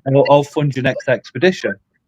And then there was that paper as well, picture, weren't they, where you had the hummingbird painted next to a spider. So there's like two avenues where they possibly the name come from. Yeah, so that was an avic next to a hummingbird, and they also found a terrestrial spider that was in close proximity to a dead bird on the ground, which was probably just there, and they might have just scavenged it a little bit, but they wouldn't have. I doubt very much it would have caught it. Arachnophoria do the conversion lids for exoterras. Just reading up the chat a little bit. Emma asks, what are your favourite genus species, Luke?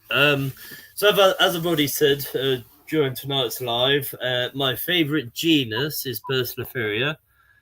However, I am primarily working with a lot of the South American New Worlds at the minute. So I'm working primarily with Xenaphis and Pamphobeteus and Ferrophosa currently. The reason why I'm doing that now is because I've got 2 spider rooms. I can now have a cool room and a hot room. And this is spiders that I've never really worked with up until only just recently. So that's what I'm specializing in currently. But my favorite is Perslephoria, and I don't know if that will ever change. I'm going to get you into Asian holes. Oh, I don't. I love it.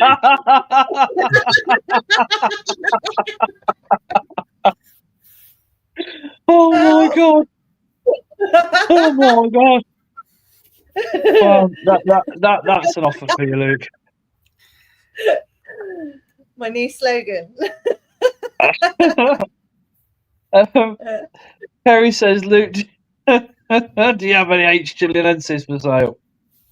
I don't, unfortunately.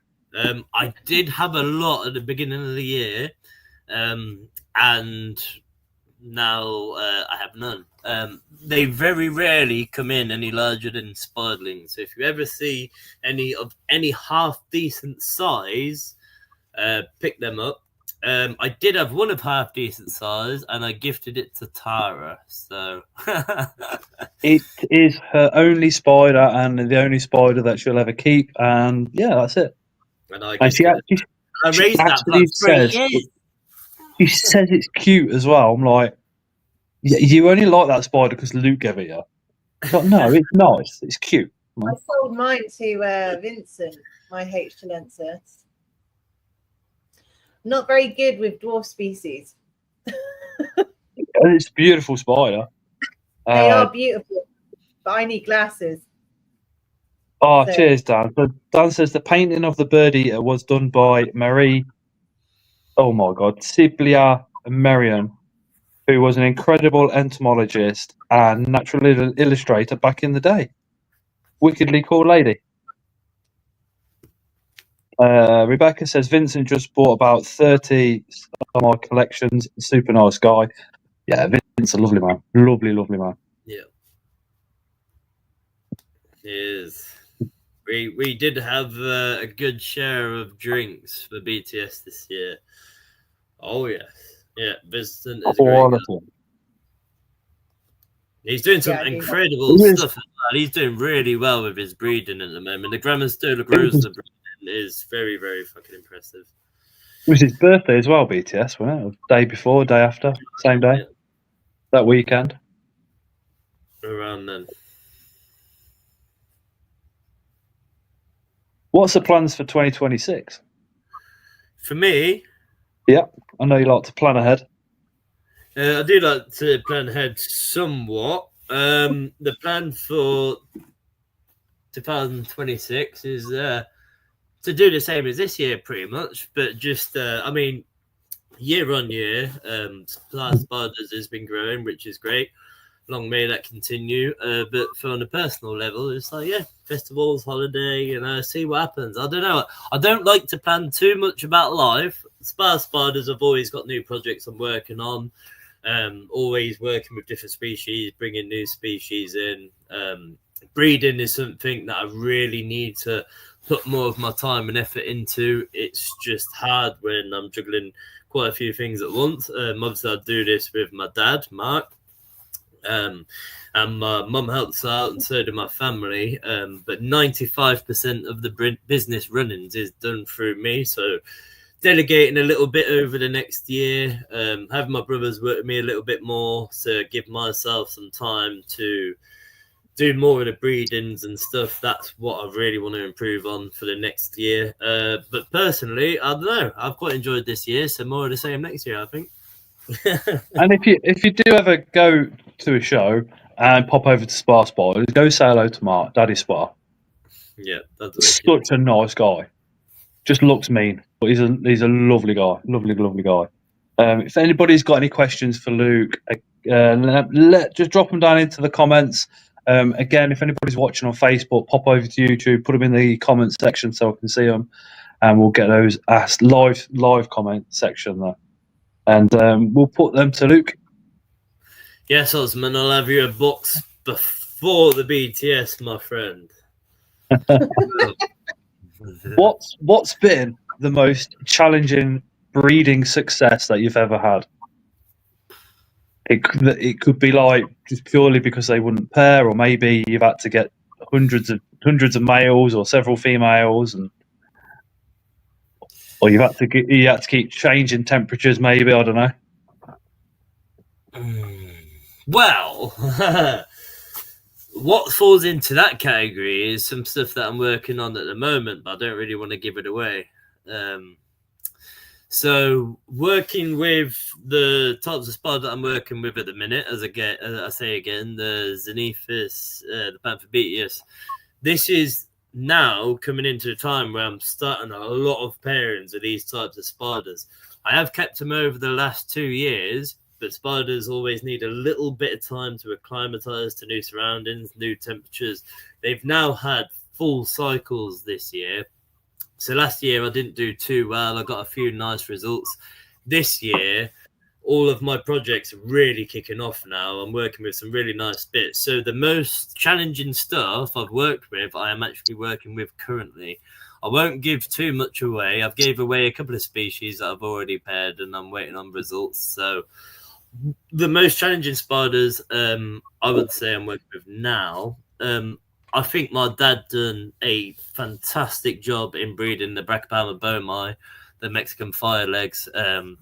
Brachypelma are notoriously hard to breed in captivity. He done that, so that I'm really proud of. Dad done a fantastic job with that. For me personally, I've bred Ferrophosa sturmi twice. I'm quite proud of that. A lot of the times with Ferrophosa is quite difficult. In particular, Blondie. I haven't cracked the Blondie yet. I'm quite proud of doing the sturmi twice. But yeah, so growing up and up until recently, I've worked with some of the easiest stuff to produce, like the Viculera, some of the baboon species. I have bred a lot of species in my time. That's why I've now challenged myself by going into South American species, which require a little bit more work. So that's how I'd sum that up, I think. Sounds like you've got an interesting few months coming up. I hope so, mate, but I don't count my chickens, you know. If people are breeding in chat, do you buy off people as well? Do you buy bulk slings and stuff like that, or? I do, but it always depends. So I'm always working on large orders throughout the year. So it depends what species you have, what you produced, and at what quantity I'd be interested in buying. We do buy slings in, so if you are breeding, if you're a hobby breeder, that's how I actually started all them years ago. Is I used to do my hobby breeding and then sell off to shops, and I used to use that to make my hobby self-sufficient in a way. So if you ever bred anything and you're interested in offloading some slings, you can always drop us a message. It does really depend on the time of year as to what I'm working with. Would you consider a trade? Trade is fantastic, actually. If anybody's produced some offspring spiderlings and there's some species that you want, or maybe if you see some species at shows, some spiders I have on the table, if you'd like to do a trade, we're always up for a trade. Yeah, a trade, I think, is really nice because you can get better value via a trade. If we were to offer money, then it would have to be less. So we can always offer more via trade than we can outright buying. So yeah, that's a very good point, Scott. I'm happy you said that, mate. No worries, no worries. A quick look down the comments. You can save the rice by letting it cool and putting it in the fridge. You can make go well. Osman's flexing. I have a few species here that are hard, if not, of actually not available in the UK. Hey, Hot Spuddy.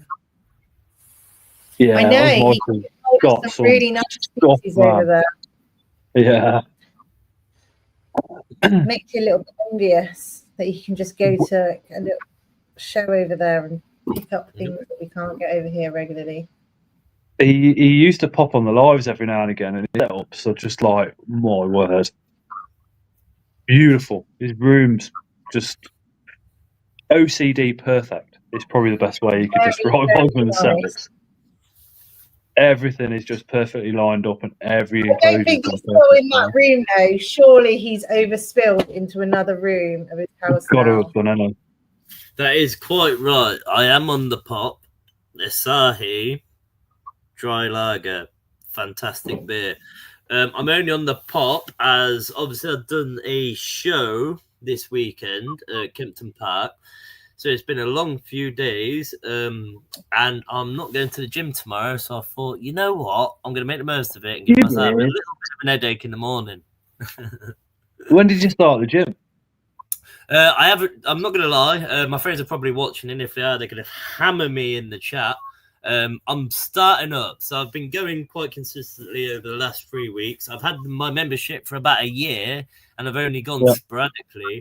But now that summer's out of the way, I'm trying to get myself into a better routine. the main reason I'm going to the gym is because it helps me with my routine, because I'm very fortunate in doing what I do with the spiders. It's great. I love what I do. But when my alarm goes off in the morning, I don't actually have to get up. So getting myself into a nice routine and doing something like the gym is great, because I work from home doing the spiders, bar the shows, obviously. And I used to be out working with the public. I've always done forward-facing jobs like a barista, working in bars, working in restaurants and stuff. So, yeah, it gets me out of the house and it's not bad for your health. So we're giving it a go, mate.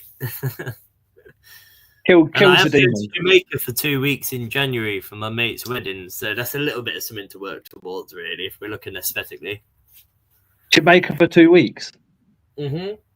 Oh, dude. Especially that time, yeah. Bit of winter sun. Oh, yeah. Oh, I can't wait. I can't wait. Don't get me wrong, it's cost me an absolute bomb, but I'll be going on the 6th of January until the 20th of January, and I cannot wait. So... Literally missing out the worst part of winter.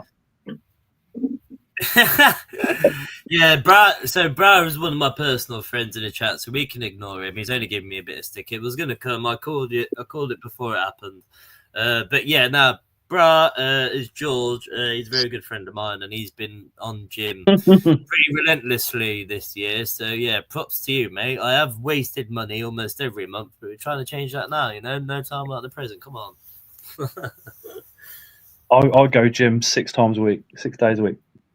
Yeah, I'd love to do that, but I'm aiming for 4. 4's good for me. If it's free, it's free, but no less than 3. I won't lie. It took the first 2 or 3 weeks. I was going once a week. Yeah. I think I had some conversations about it with Ling at the time, and then I was slowly. It's just confidence building. Mm. And then people talk to you about different routines and doing different stuff, and then you chuck that in, and then you find, we go. Well, I go with my mate now. We go Monday to Friday, and then go Saturday for a fuck around. Literally, just turn up on a Saturday, and if anything's a bit weekend, that we do a bit of training on it, or we try some of the do you know the fuckabouts they do on TikTok with the TikTok exercises and stuff. Try a few of those out, and then on a Saturday we also go and get a full English breakfast, because why not? Deserve it after a week-long gym, week-long dieting. Yeah. You do. No, I've seen a lot of what you've done on Facebook. It's inspiring, mate. You've done a great job. Thank the kids for that. To be honest, if I'm really honest with myself, right, I'm doing it to prolong the party, man. I'm 30 years old now, you know, so the recovery time's taking a little bit longer. So my logic is if I'm working out and putting good into my body, then I can keep doing the bad to level it out, innit? I'm not ready to. No, that works. No, it works. If you think, I'm a lot older than you, Luke. So I'm 46, but I remember like professional footballers back in the day.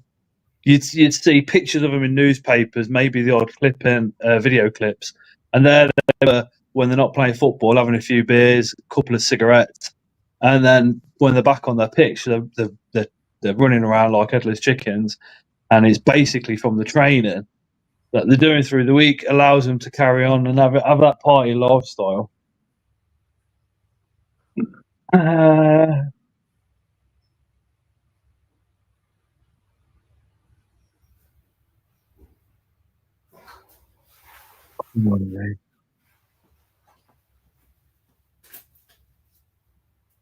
Osmond's still in his one room. Have over 150 different species and around 350 tarantulas in his own collection, and slings from breeding.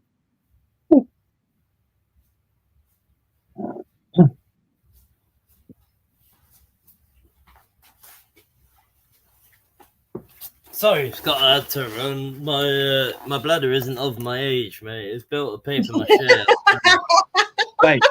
mate, don't even go there.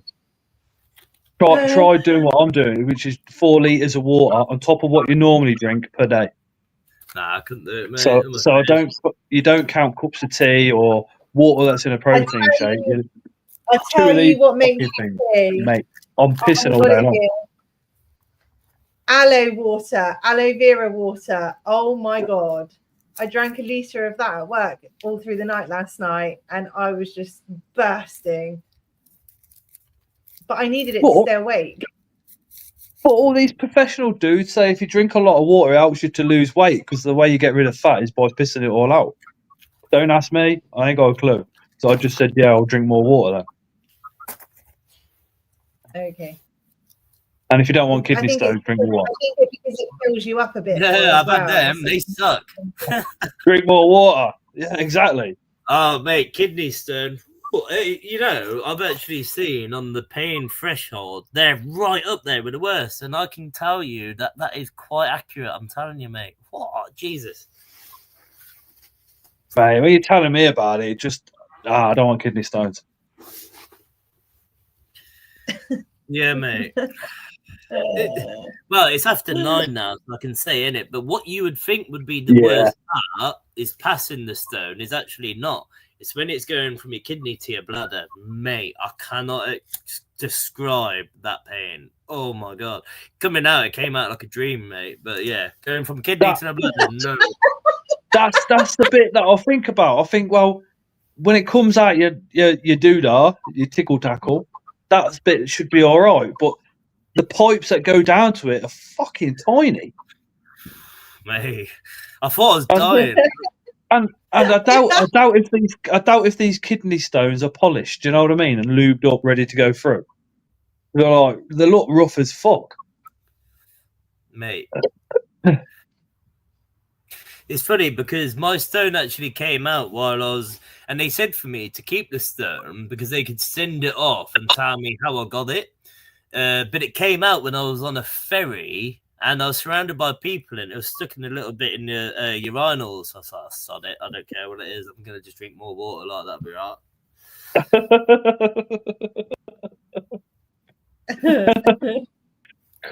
Could you imagine if you had to like literally dug it out? Oh, mate, I wasn't that invested, man. I don't care what it was, mate. We'll just I agree. I think at that point, it's just like, do you know what? It is what it is. I'm just going to drink water. I was just happy it was out, 100% man. with you. Oh, yeah. What did you talk about on Spider Hour, Andy? Oh, kidney stones.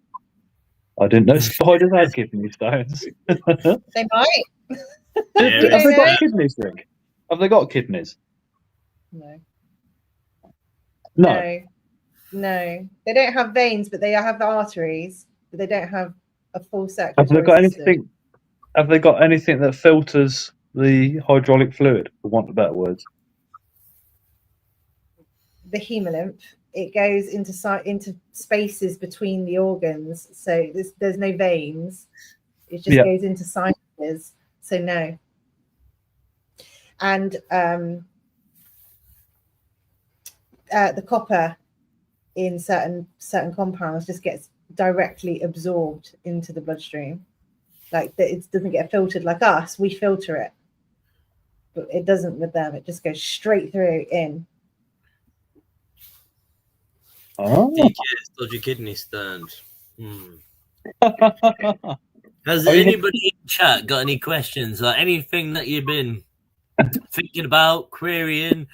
I like questions, as I think we all do on the stream. Anybody thinking anything? Any spiders you see on the website? Anything at all? Not even spider related. Like, have you hit the creatine yet?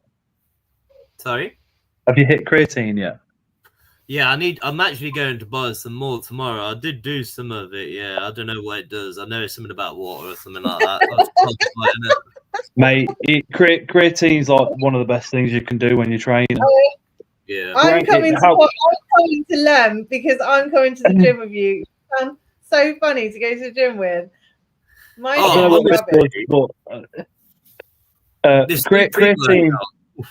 Creatine protects your brain as well.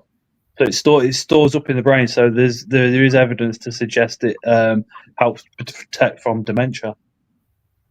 But well, there is studies been done. A lot of the packets will say 3 grams a day, 5 grams a day. Take 10, so 5 grams in the morning, 5 grams at night time. Depending on your own bodily function and medical record. Oh, 100%. Yeah, 100%. Check with your doctor. 100%. Yeah. There you go. Dan says the same thing. Creatine is staves off dementia and all sorts. It's apparently heart health. It's pretty good for your heart as well. And then I was chatting to one lad, and he was like, "Oh yeah, I do 2 weeks on creatine, 2 weeks off." I was like, "Why?" And he said, "Oh, because your liver." I was like, "It's not a steroid. It's fine. Carry on." No, but I suppose people worry because it can affect them in different ways, much like medication can have different side Yeah. effects on different people. It can cause Yeah. bloating and give you a lot of wind. Did you know? Eat it with carbohydrate for full absorption. Did you know that in 1970s an ECG was performed on a spider heart? And what did they find out? Well, it's an ECG, so you can have your heart rate printed out. Yeah, what did it show with the spider? So on a tarantula's resting heart rate is between 30 and 40 beats per minute. So it's literally so slow. Whereas a true spider is fast as fuck, like really fast resting heart rate. But I thought that was really cool. I've actually been waiting for one of my Xenophis blue males to mature because I want to start breeding my Xenophis blues. The females have been conditioned, they're in prime condition, and I've been waiting for a male to mature, and he finally matured 2 days ago, and I went in there and shone the light on there just to make sure he was doing all right, because he was so fresh molt, you could see the beat in the abdomen. And that was quite interesting to see. Cool. Just to get to some of the questions. What's your opinion on substrate death for fossorials in captivity without having the heat and predators in the wild?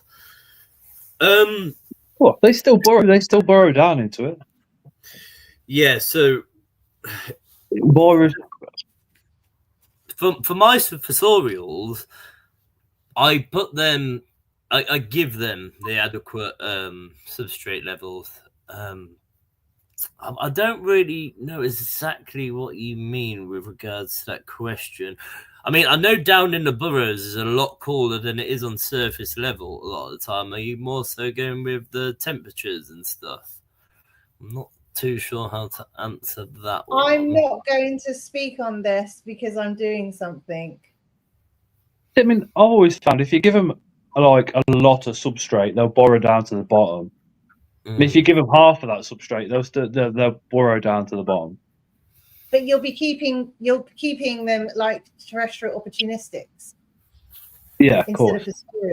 So, and a lot of people will deem certain terrestrial spiders, which are opportunistic burrowers, as fossorial when they're not. They're just deep burrowers, such as C. elegans, E. murinus. There's lots of different species that are classed as fossorial when they're not. They're opportunistic burrowers. And then you've got the tree burrowers, the lividus, the Oreotibialis, the Hynanus, I'm not going to go too far. All right. Just to say to Luke Benyon, what do you do about lighting for your spiders? So all I actually do in this room currently, as I said earlier in the stream, I'm looking at moving soon. I did have big ideas for this room with regards to lighting. There's a lot of planted enclosures in here, so I was going to have a lot of lighting systems, and I was going to put it on the timer to simulate the natural day and night, etc. And even I was going to put the heater on a timer just so it drops a little bit at night. So that would be the plan after I move from here. But at the minute, all I do is come in the morning, turn the lights off, and before I go to bed, turn the lights off. So that's all I do currently. But I am looking to get it up on a proper system. It's just not something that I'm prioritizing as of right now because I don't see myself living here for too much longer. Dan, it's more like between 0.5 gram to 1 gram, by the way. It's not enough. Osman says, I think they need depth to escape from the heat and predators, which they don't here in captivity. I think just made an excellent point. Do you want to expand on that, Link? No, I can't. Why? Because I'm working on something. Yeah, what I would say with the depth to escape heat and predators, like, do they need that depth in captivity to thrive? It's an interesting topic. So killer Well, brackies. I'm just going to say a lot of people will keep various genera and species in one room. So a lot of people will keep their room temperature at an ambient 26, 27 degrees. But you've got spiders from different continents of the world, all with their own need for thriving. So you've got South American species. Luke has 2 rooms. He's got a cool room and a hot room. He puts certain species in the cool room because in the wild, that would be their cycle. And it is also what they needed genetically to make things happen. People will keep Asian and they will keep African in one room thinking, well, they're both from hot countries. No, one's quite arid, one's quite humid and moist, what a word. But they'll go, oh yeah, but they're kept on top shelf and they're kept on the bottom shelf. Okay. But then you're not actually thinking about the temperature ranges of those 2 different continents and where they are on the planet. But what I would just say to that very quickly is I think obviously it's good to look at that stuff, but I think that only really comes into play when you're trying your hand at breeding. So like for the common hobbyist. No, I don't think so either, because if you set your room to 28 degrees because pokies is 28 degrees, and then you've got other spiders from a different continent that want 22, 23, but those spiders are also sitting at 28 degrees. No, but they're not because you put because if I've got a temperature gauge on the floor, so for example, this is my hot room, so up at the top it's nearer 28, but down on the floor is about 23, 24. So when I bring the spiders out of the cool room where it's sitting at between 16 and 20, when I bring them out of their winter cooling, they all stay on the floor. So as you see here, these are all tubs of species that I've got a pair just here. So those are up for pairing. And on the floor, it's sitting at about 22, 23, whereas up higher it's a lot warmer. But what if you've got species in there that live naturally where people, because there is some keepers that don't want to breed, but they want to try and replicate the wild as best as possible in our environment.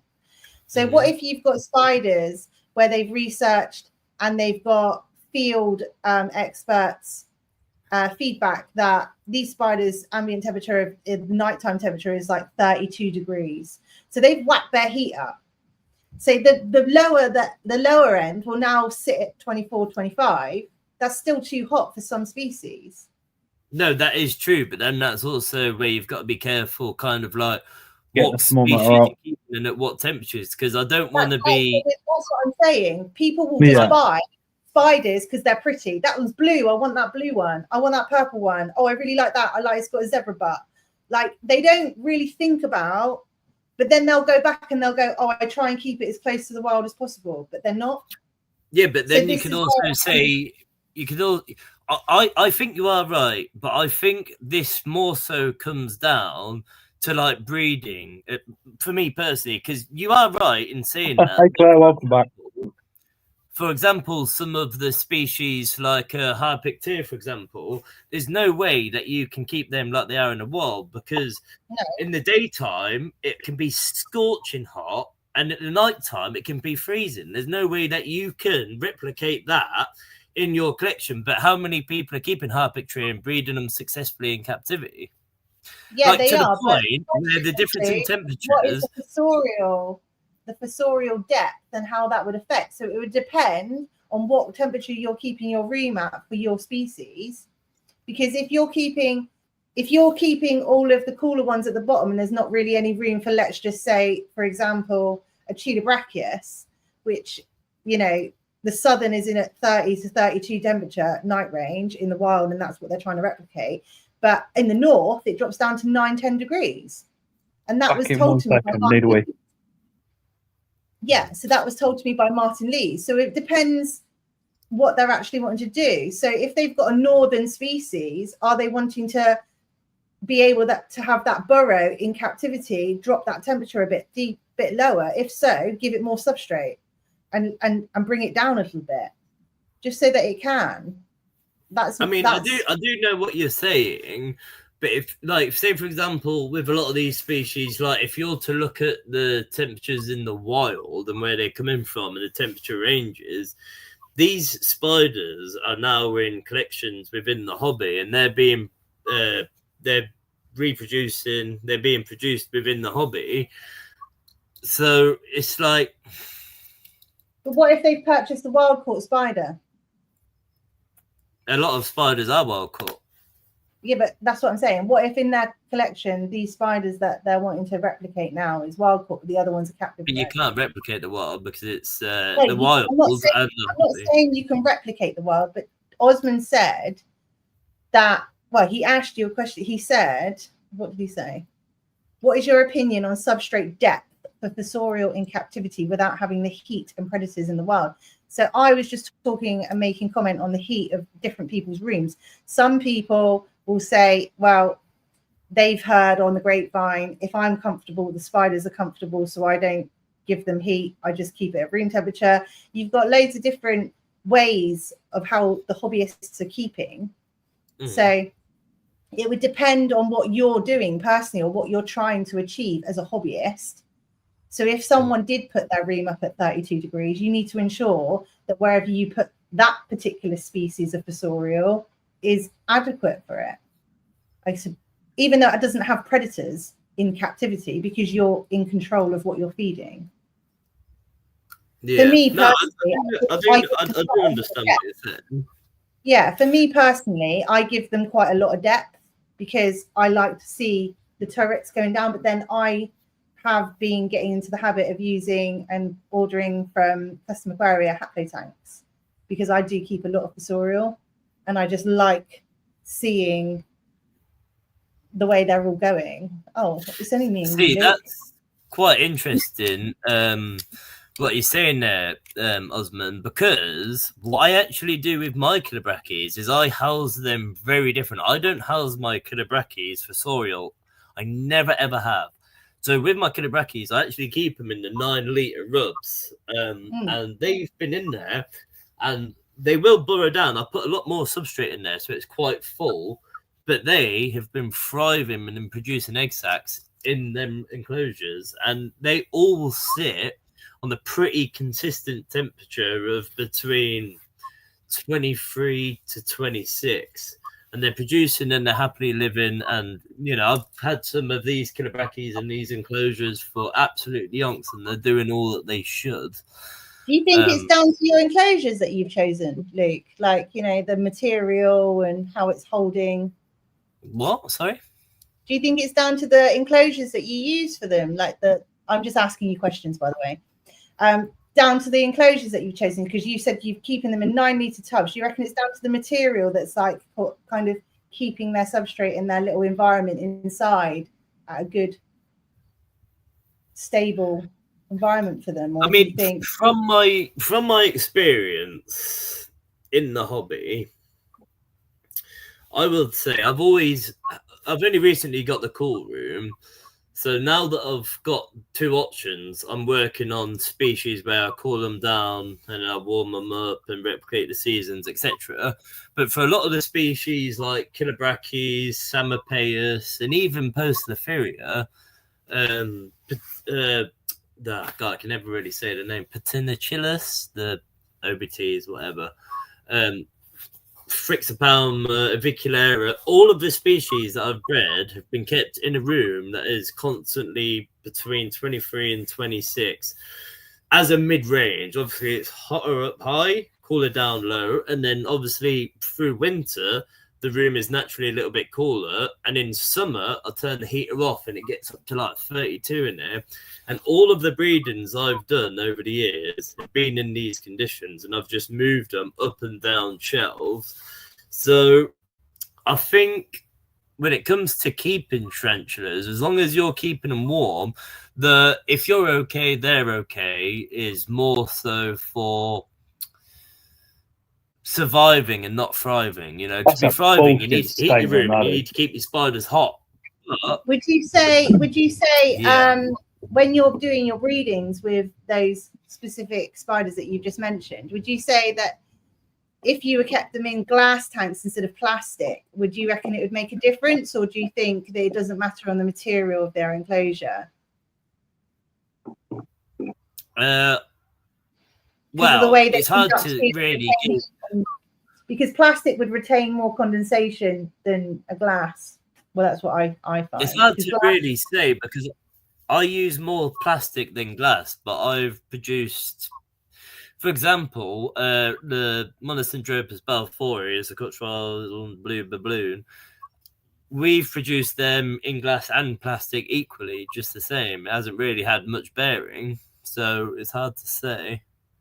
It's interesting, isn't it? Just like looking at enclosures, what materials do what. You know, does acrylic hold? Because acrylic can dry out quite quickly. Hey, Joe. Plastic is quite thick and malleable, and then you've got glass, which is a more harder wearing. I'm just thinking about how heat would disperse out of them. I think as long it's hard to explain. So I don't think you should really look into the numbers so much with like, okay, it's X temperature, where they come from, day and night, so I need to replicate that, or the seasons, I need to go from this extreme to the other. I actually think in the hobby, spiders get acclimatized to your room, your temperature. Obviously, you've got to keep it hot enough for the spiders in the room. Let's just start there.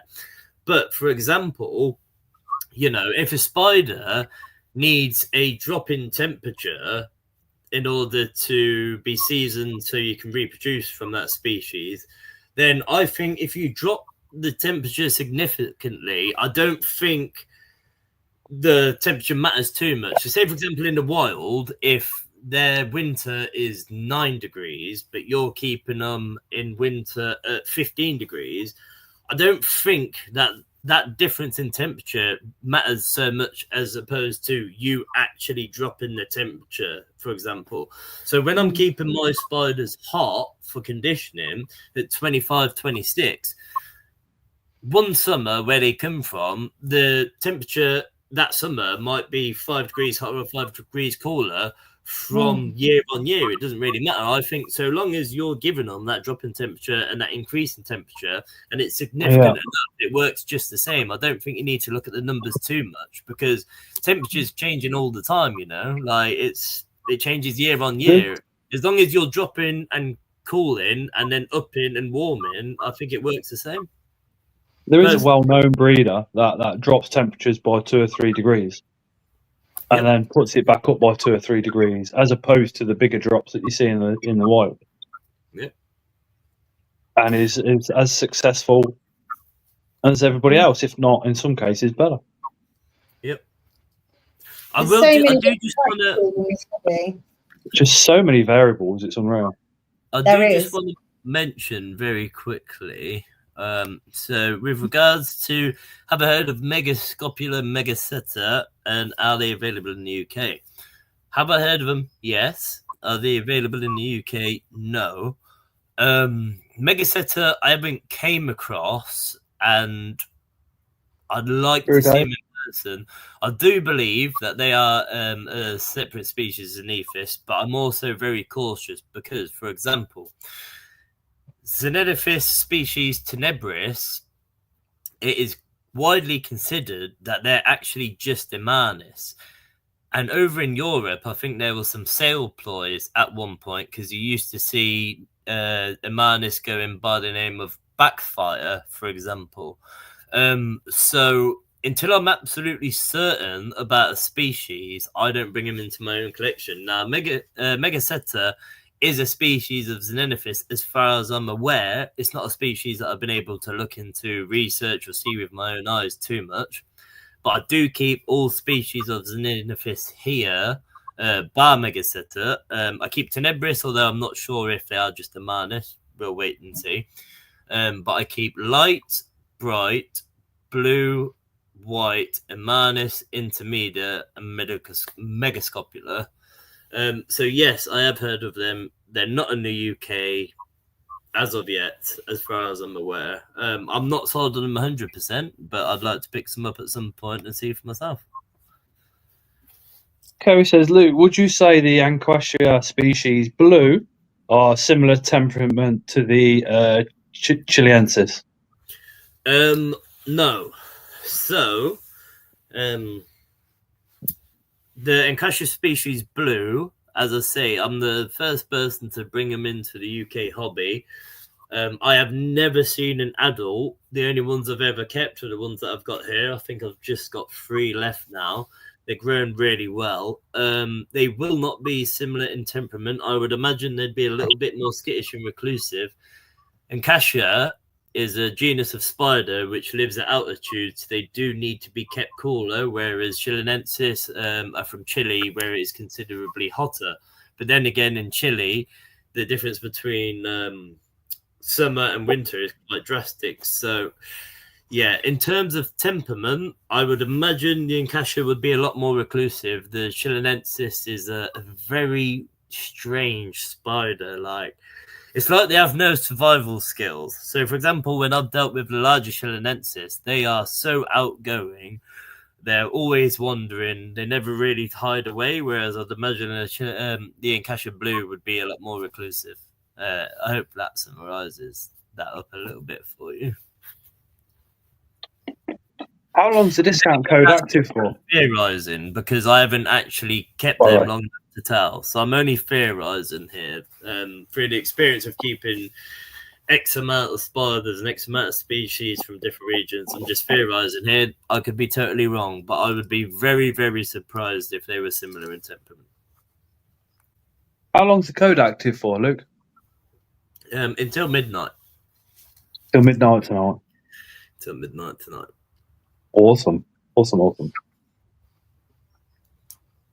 I mean, it's nice to have discussions like this and talk and, share ideas with links and go back and forth, because the simple answer of it, a lot of these discussions is just theory, We're trading off theories and stuff. A lot of this isn't set in stone, and it's what really keeps the hobby so fascinating. I mean, I've been in the hobby 19 years and I'm learning new stuff all of the time.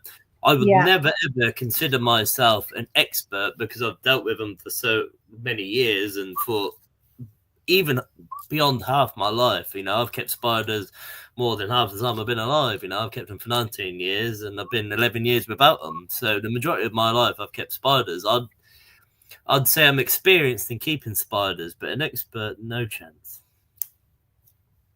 Me and you have had discussions on the phone that's lasted like 5 hours through the night, and it's literally come sunrise and we're like, Christ, let's go to bed. Yeah, we have. Loads of times. And I was talking to Amy the other night, and she said the ones that have kept spiders for so long, we deem ourselves as experienced novices. Yeah, because that is totally true. Yeah. Experienced novices, because there is so much changing globally by the hour. You are learning by the minute. Mm-hmm. What you could say to someone right now, I could say something to you right now, I'd get a text message in 5 minutes time saying, actually, it's this now. Yeah. This is like mental. But that's the thing, you never stop learning at all.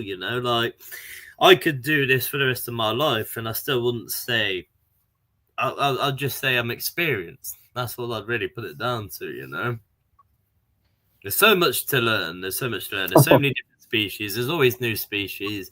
I'm working with stuff this year that I haven't worked with until this year, and I've been doing this for yonks now. So it really, the hobby of trenching keeping really it's got a lot more depth to it than what meets on the exterior, Like you can have a few different spiders. People can keep spiders for as long as me, but maybe not have as much experience because they're not really looking into it. I don't know. It depends where you want to go with your hobby, I would say. You can go as far into the hobby as you want and which avenue you want. Some people, keep spiders 10 years plus, but they only keep 5. Yeah. Some people join the hobby after 3 months. They've got 5,000. Mm. Yeah. I'd still say the person that's only kept 5 but for 10 years has got more experience. That's for sure. Yeah. Yeah. Kerry says, "Yeah, that's brilliant, Luke. I've just read they're docile as adults, but I also read that about curly hairs, and mine's a Reaper Reloaded." See, so this is fantastic. I really like that you've said that. Hey, Right? Alan. Because there is always exceptions to the rules. So, for example, earlier in the stream, I was saying about how Grammar Solo is a really nice place to start when you're looking for your first tarantula. But saying that, I had Grammar Solo pulchripes. I had 2 subadult males from the same sack about 10 years ago now. And all of the Grammar Solo pulchripes I've had in a time, the Choco Golden, they've been absolute darlings. Never kicked hair, been really, really mellow, slow moving, relaxed. I had 2 males from the same sack 10 years ago, and they were just as bad as Old Worlds and being defensive. I'd take them off the shelf, take the lid off, and they'd be fret posturing, bangs flaring, venom dripping. So there's always exceptions to the rule. Always. It doesn't happen too often, if you look at Tulac or a Boblovus, typically they are chill, but you will once in a while get one that's not very chill. It's just the way it works. They've all got characteristics, but then they've got individual characteristics as well, which can differ to the general characteristics that everybody gives to that species. I've got a Grammar Like He's Claire. too small, and they're not the nicest. Like Claire.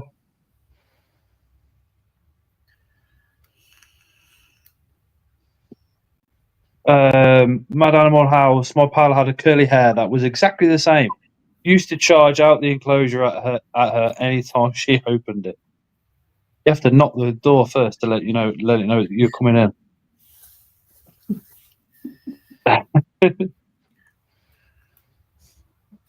hey, Mad Animal House.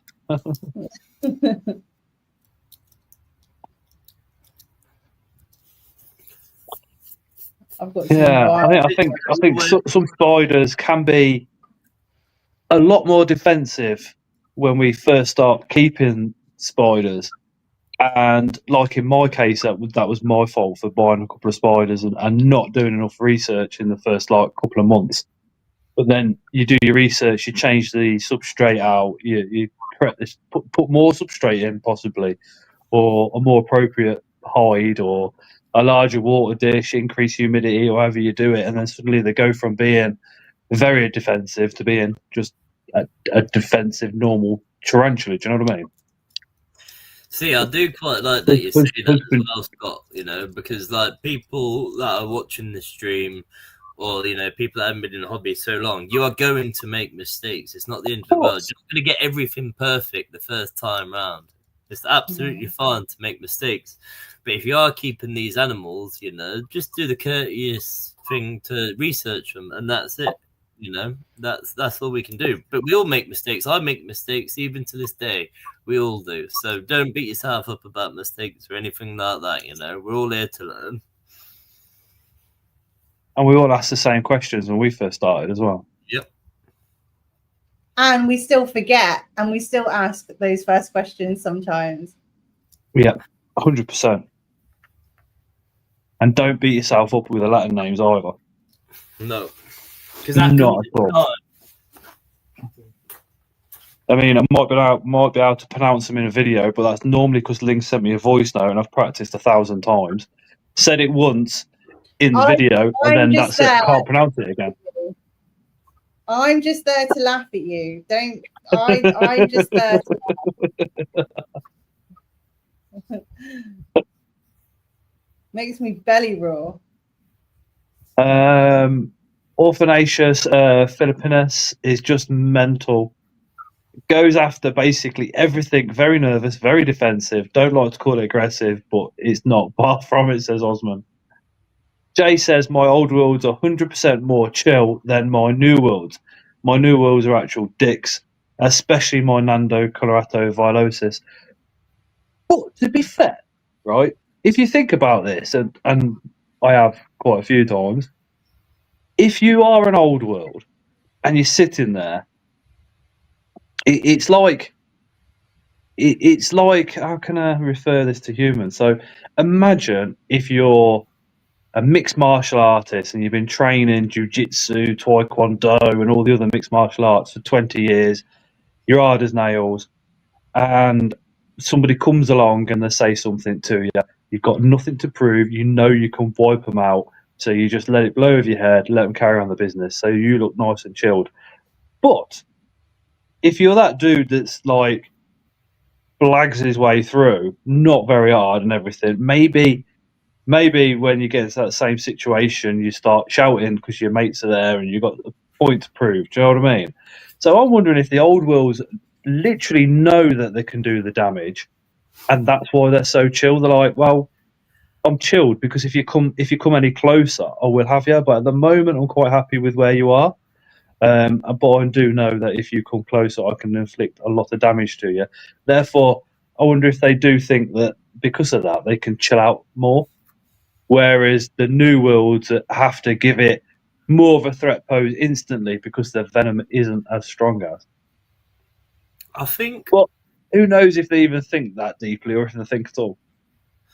I think with like the new world, say like the avid hair kickers, like the Ferrophos, Brachypelma, such species, Lasiodora, I think with them kicking the hair, as soon as they're startled, they'll kick the hair just in case. You know, get a cloud of kicking hair in the air, and if there was anything around, that's going to deter them straight away. Where I think the old worlds, like say when I pull my old worlds off the shelf and lift off the lids, they won't go into threat display straight away. I think that's because the old worlds, because they haven't got that defense of the kick in the hair as a first resort, need you to come they go closer. to the second resort.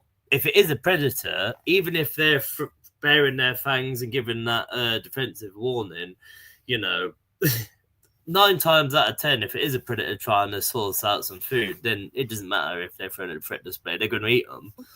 But I think with the new worlds kicking the hair, they'll do that a lot more readily because they can, I think.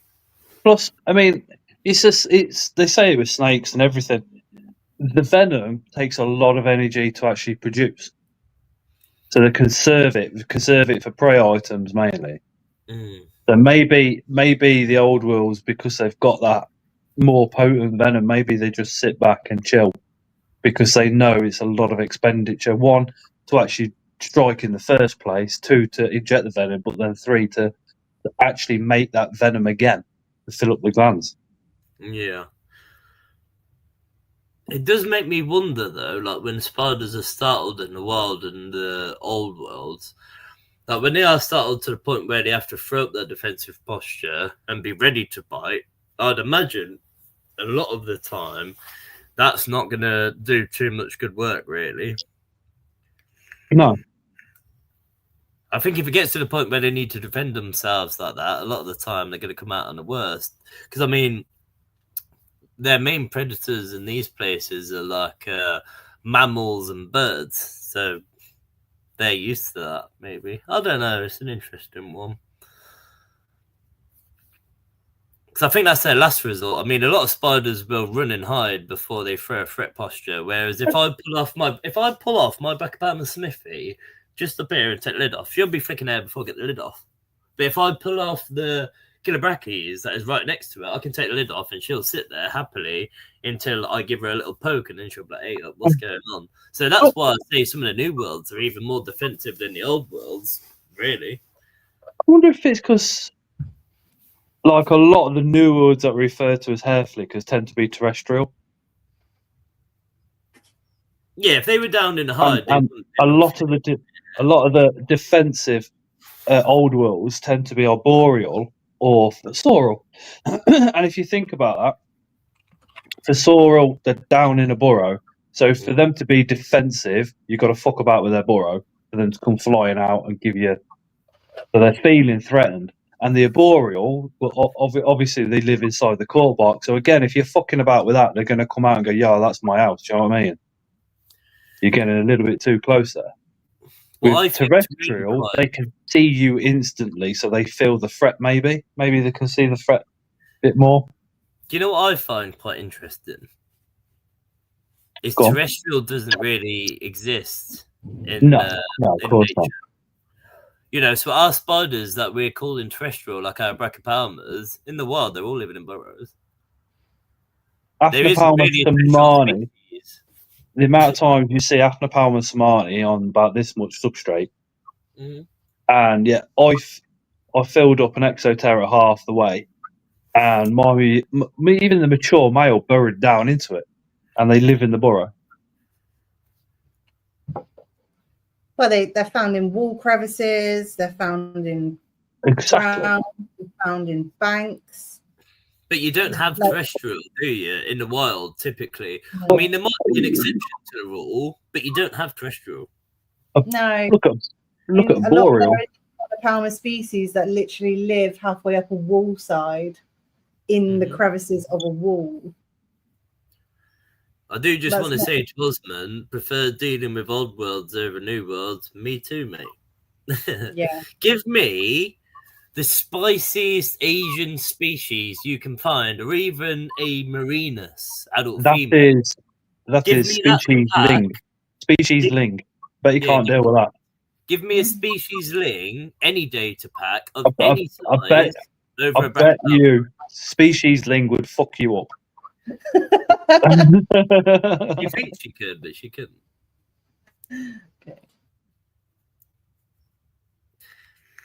That's Ling just accepting that challenge there. That okay. No, she knows. You see how casual that was? Yeah, okay. Yeah, she knows. I Do you know what. when Sorry, my do you know son when we came were in. talking?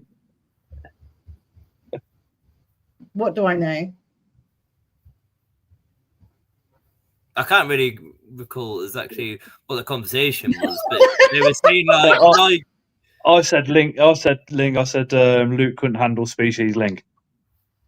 She would fuck him up. No, I'm proper softy with Luke. yeah, of prior experiences, I don't think so. But I would sit very well. there we go. I told you, Scott, man. I know my spiders, mate.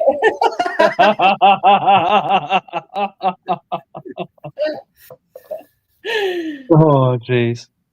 I'd let you twist my tub around, showing me up.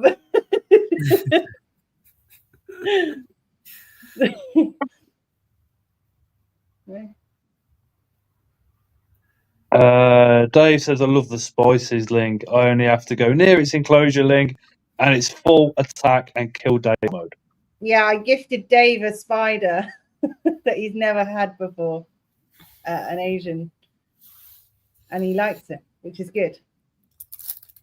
I must admit, I do really like some of the Asian stuff. I really do. Some of the Asian spiders are so impressive. Like the Shidmiti, they are monstrous spiders. They are really incredible. But they're one of them spiders that you're going to have to understand that you'll have them in your collection. You might never see them, but you know what they look like. But you might never see them that much, you know. Like for example, I've got spiders here that I never ever see. I know what they look like, and I'm very proud to own them, but I never see them. If I was to see them all the time, something's wrong. So I'm happy when I can't see my spiders that I'm not meant to see. Yeah. I've had the opportunity to name a species numerous times, Jay. When I get a species that is new to the hobby for sale, I have to give it a common name. The common name is a completely made up name, so I've done that a number of times. But what have I called the Encasher Blue? Luke, do you think you'll ever go into the wild looking for tarantulas? I mean, obviously you can't in Jamaica because I don't think there is any native species to Jamaica. There is definitely on the Caribbean, but Jamaica, I'm not actually sure. There's got to be some. I don't. Let me have a Google.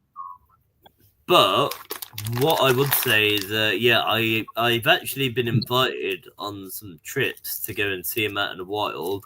The only reason I haven't taken that offer up yet is because I'm not able to leave all of the spiders in the care of like my brothers, etc. just yet. My dad works full time, and my brothers are very good at what they do, but they wouldn't be able to look after the spiders for say like X amount of weeks.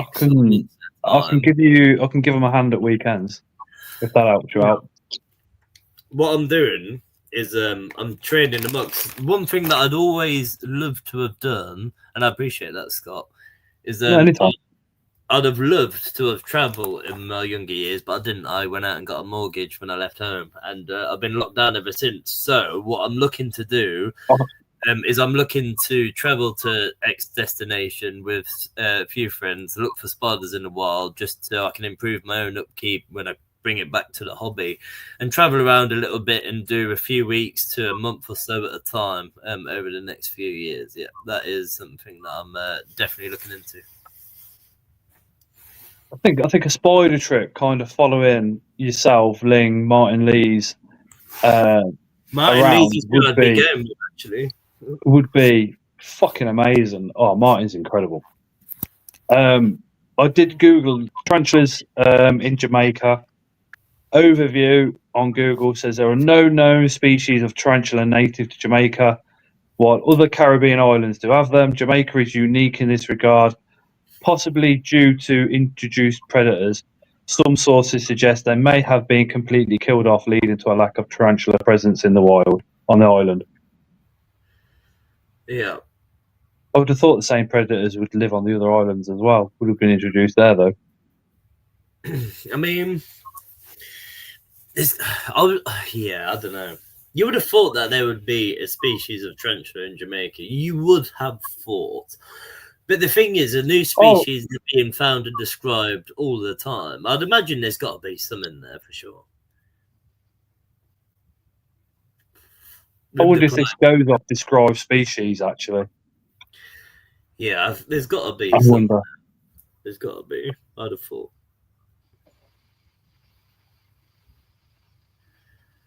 I'd love to spider and have it described. Oh, Muttley, just before you go, a good night, but also if you've placed another order for the Everett to add to the Rasty, in the morning I'll refund that postage and I'll send them together, so you only have to pay one lot of postage. No, Gary. No. Favourite pastoral is my species Hansei. I see her when she's hungry. Wish they were more available. Yeah. Ornithopterae species Hansei are so pretty.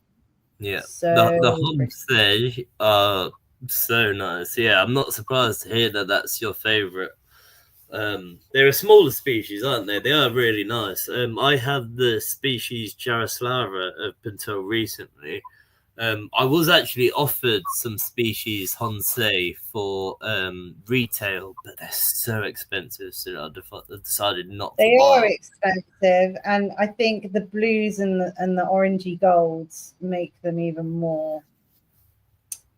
What's the word when people want them all the time, like really want it? What is that word? Desirable. That's it. Desirable. Yeah. I was trying to think myself then. I couldn't think of the word. My brain's gone dead. I did a 15-hour night shift last night. I'm dead. I'm gone. Yeah, I'm quite dead as well. I can't laugh. I've had like We'll give it another 10, 15 minutes then, and then disappear if you'd like. Yeah, I'm starting to shut down a little bit. I must say, actually, to Mr. Muttley as well, the Everett, they are so underrated. I'm surprised we haven't sold a lot more of them because they are so pretty. They are so nice. They are so nice. They're really affordable in comparison to some of the other stuff. Like, for example, I think I actually prefer the Everetti over the Valhalla, and Everetti's a third of the price. I mean, I think the Everetti are absolutely fantastic. Yeah, I was gifted Everetti by Jason Buckley, and I can hear him or her just like as he's scooting around its enclosure, because it's only a juvie at the minute, but you can hear it scooting around. And when I turn the light on, it just sits there, and all these colours are just stunning. Up here. Stunning. Kerry says I got my first ever threat pose yesterday, and it was from a 2 to 3 inch P at Murnia. I swear it was looking into the mouth of hell, but still cute. Night, Andy. Yeah, None- some of this will like it. Andy's off to bed. Says see you at Cov. Night, Andy, mate. I can't believe you're not doing Coventry. The night before is not going to be the same.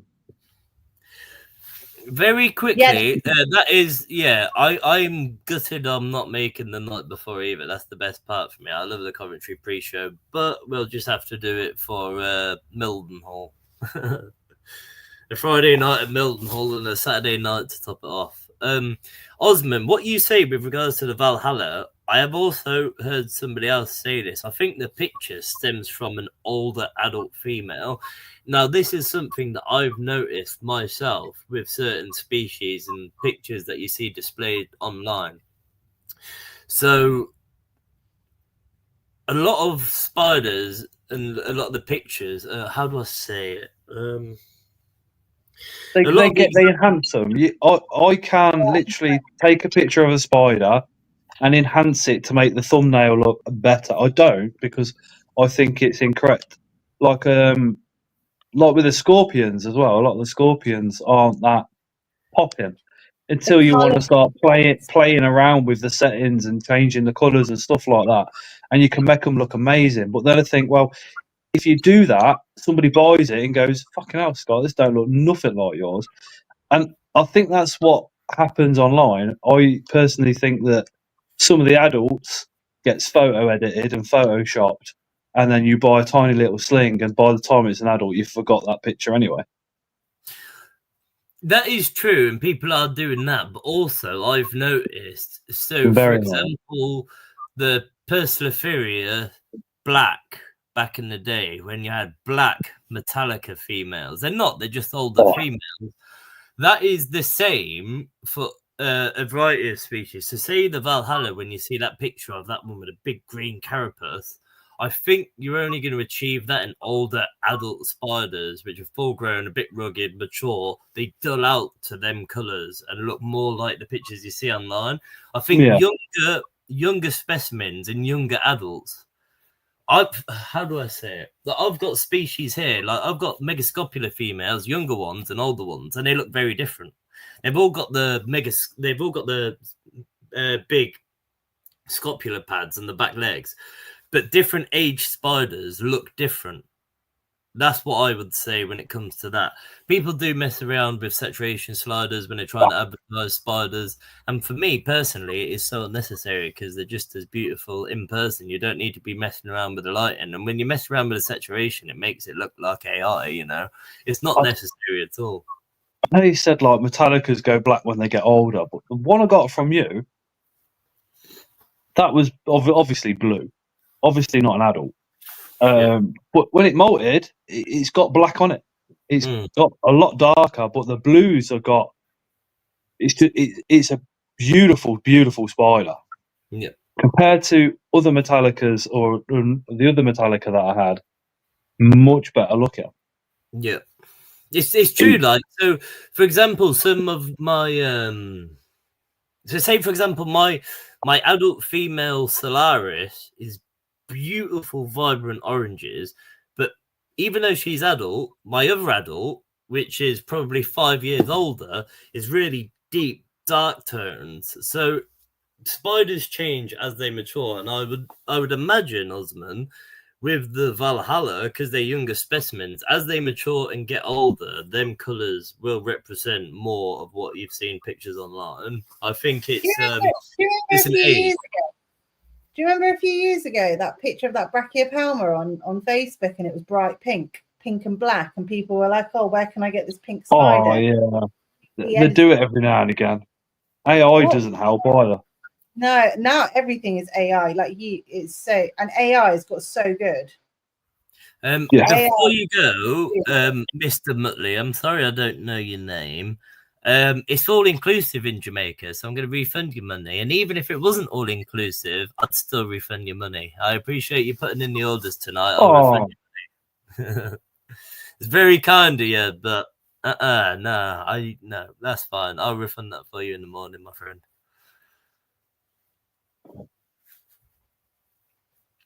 But yeah, I'd say the Everetti for a third of the price of the Valhalla is a fantastic option. Yeah, I think you made a good decision there. I do like the Valhallas. I haven't seen any big adults, but the person that pictured the Valhalla adult female, that is his own picture. And yeah, from my experience, even with a lot of spiders, like I've got Ferrophosa sturmi females here, younger females, which look a lot different to my older, more rugged females. I think even though they're full grown in size, they're not at the end of their years. I think they can still change up somewhat from molt to molt as they grow older.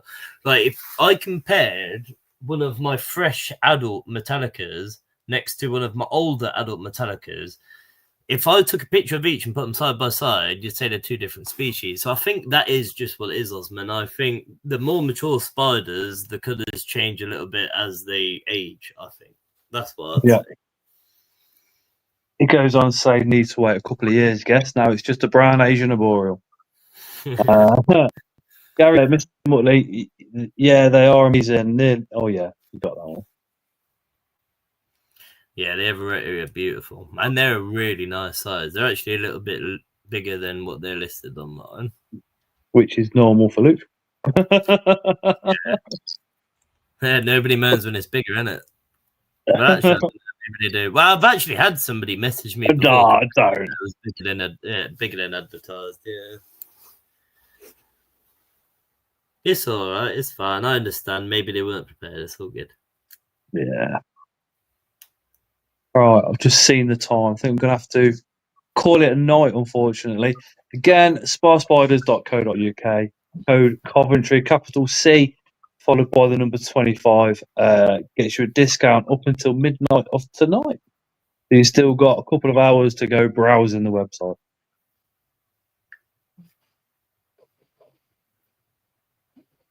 Cool. Anything else either of you two would like to say before we? Yeah, thank you for joining us. Yeah. Yeah, thank you for jumping in the chat, watching our ugly faces on screen, speaking for myself and Scott. Yep.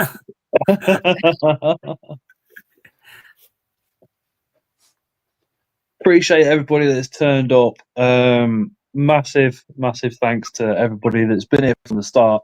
I don't know how you sit through listening to us waffle on for that long, but really appreciate it. And we've just hit 13,000 subscribers on YouTube as well. So massive thank you for you guys for getting this channel to that. Really appreciate it. Yeah. Sorry to interrupt really quickly, but I set up the spiders behind me that need pairing, and I've just heard a female viciously tapping, and it's annoying because there's 1, 2, 3, 4, 5, 6, 7 tubs there, and I don't know which one it is. If I knew which one it is, I'd stick the male in now. Good night. Thank you. Good night, guys. Thank you. Thank you for watching. And Luke, thank you very much for joining. Appreciate it as always, dude. Hopefully it won't be so long between the next one. And again, huge shout out to Lewis for having you back when I asked him for some stories on you. Yeah, mate. They can't tell you. Yeah, you're gonna have to get him a point for that one. Well, he's flagged it well. I've actually said to Lewis, because he really likes the Vittoria, the Darth Maul. So what I've said to him is what I'm gonna leave a Vittoria set up beautifully in an enclosure with X amount of money on top, and I'm gonna put money on the envelope on the. There is some mad tapping going on behind me. It's crazy. I'm gonna leave money in an envelope, and I don't want him to tell me what he takes. I'm gonna come home and see if he's took the money or took the spider. He hasn't got a spider yet. He's never owned one. So let's see if at a day at a spider show would change his mind. Oh, yeah. Go on. Fingers crossed. But yeah. Night, everybody. Take care. Good night. Bye-bye. Bye.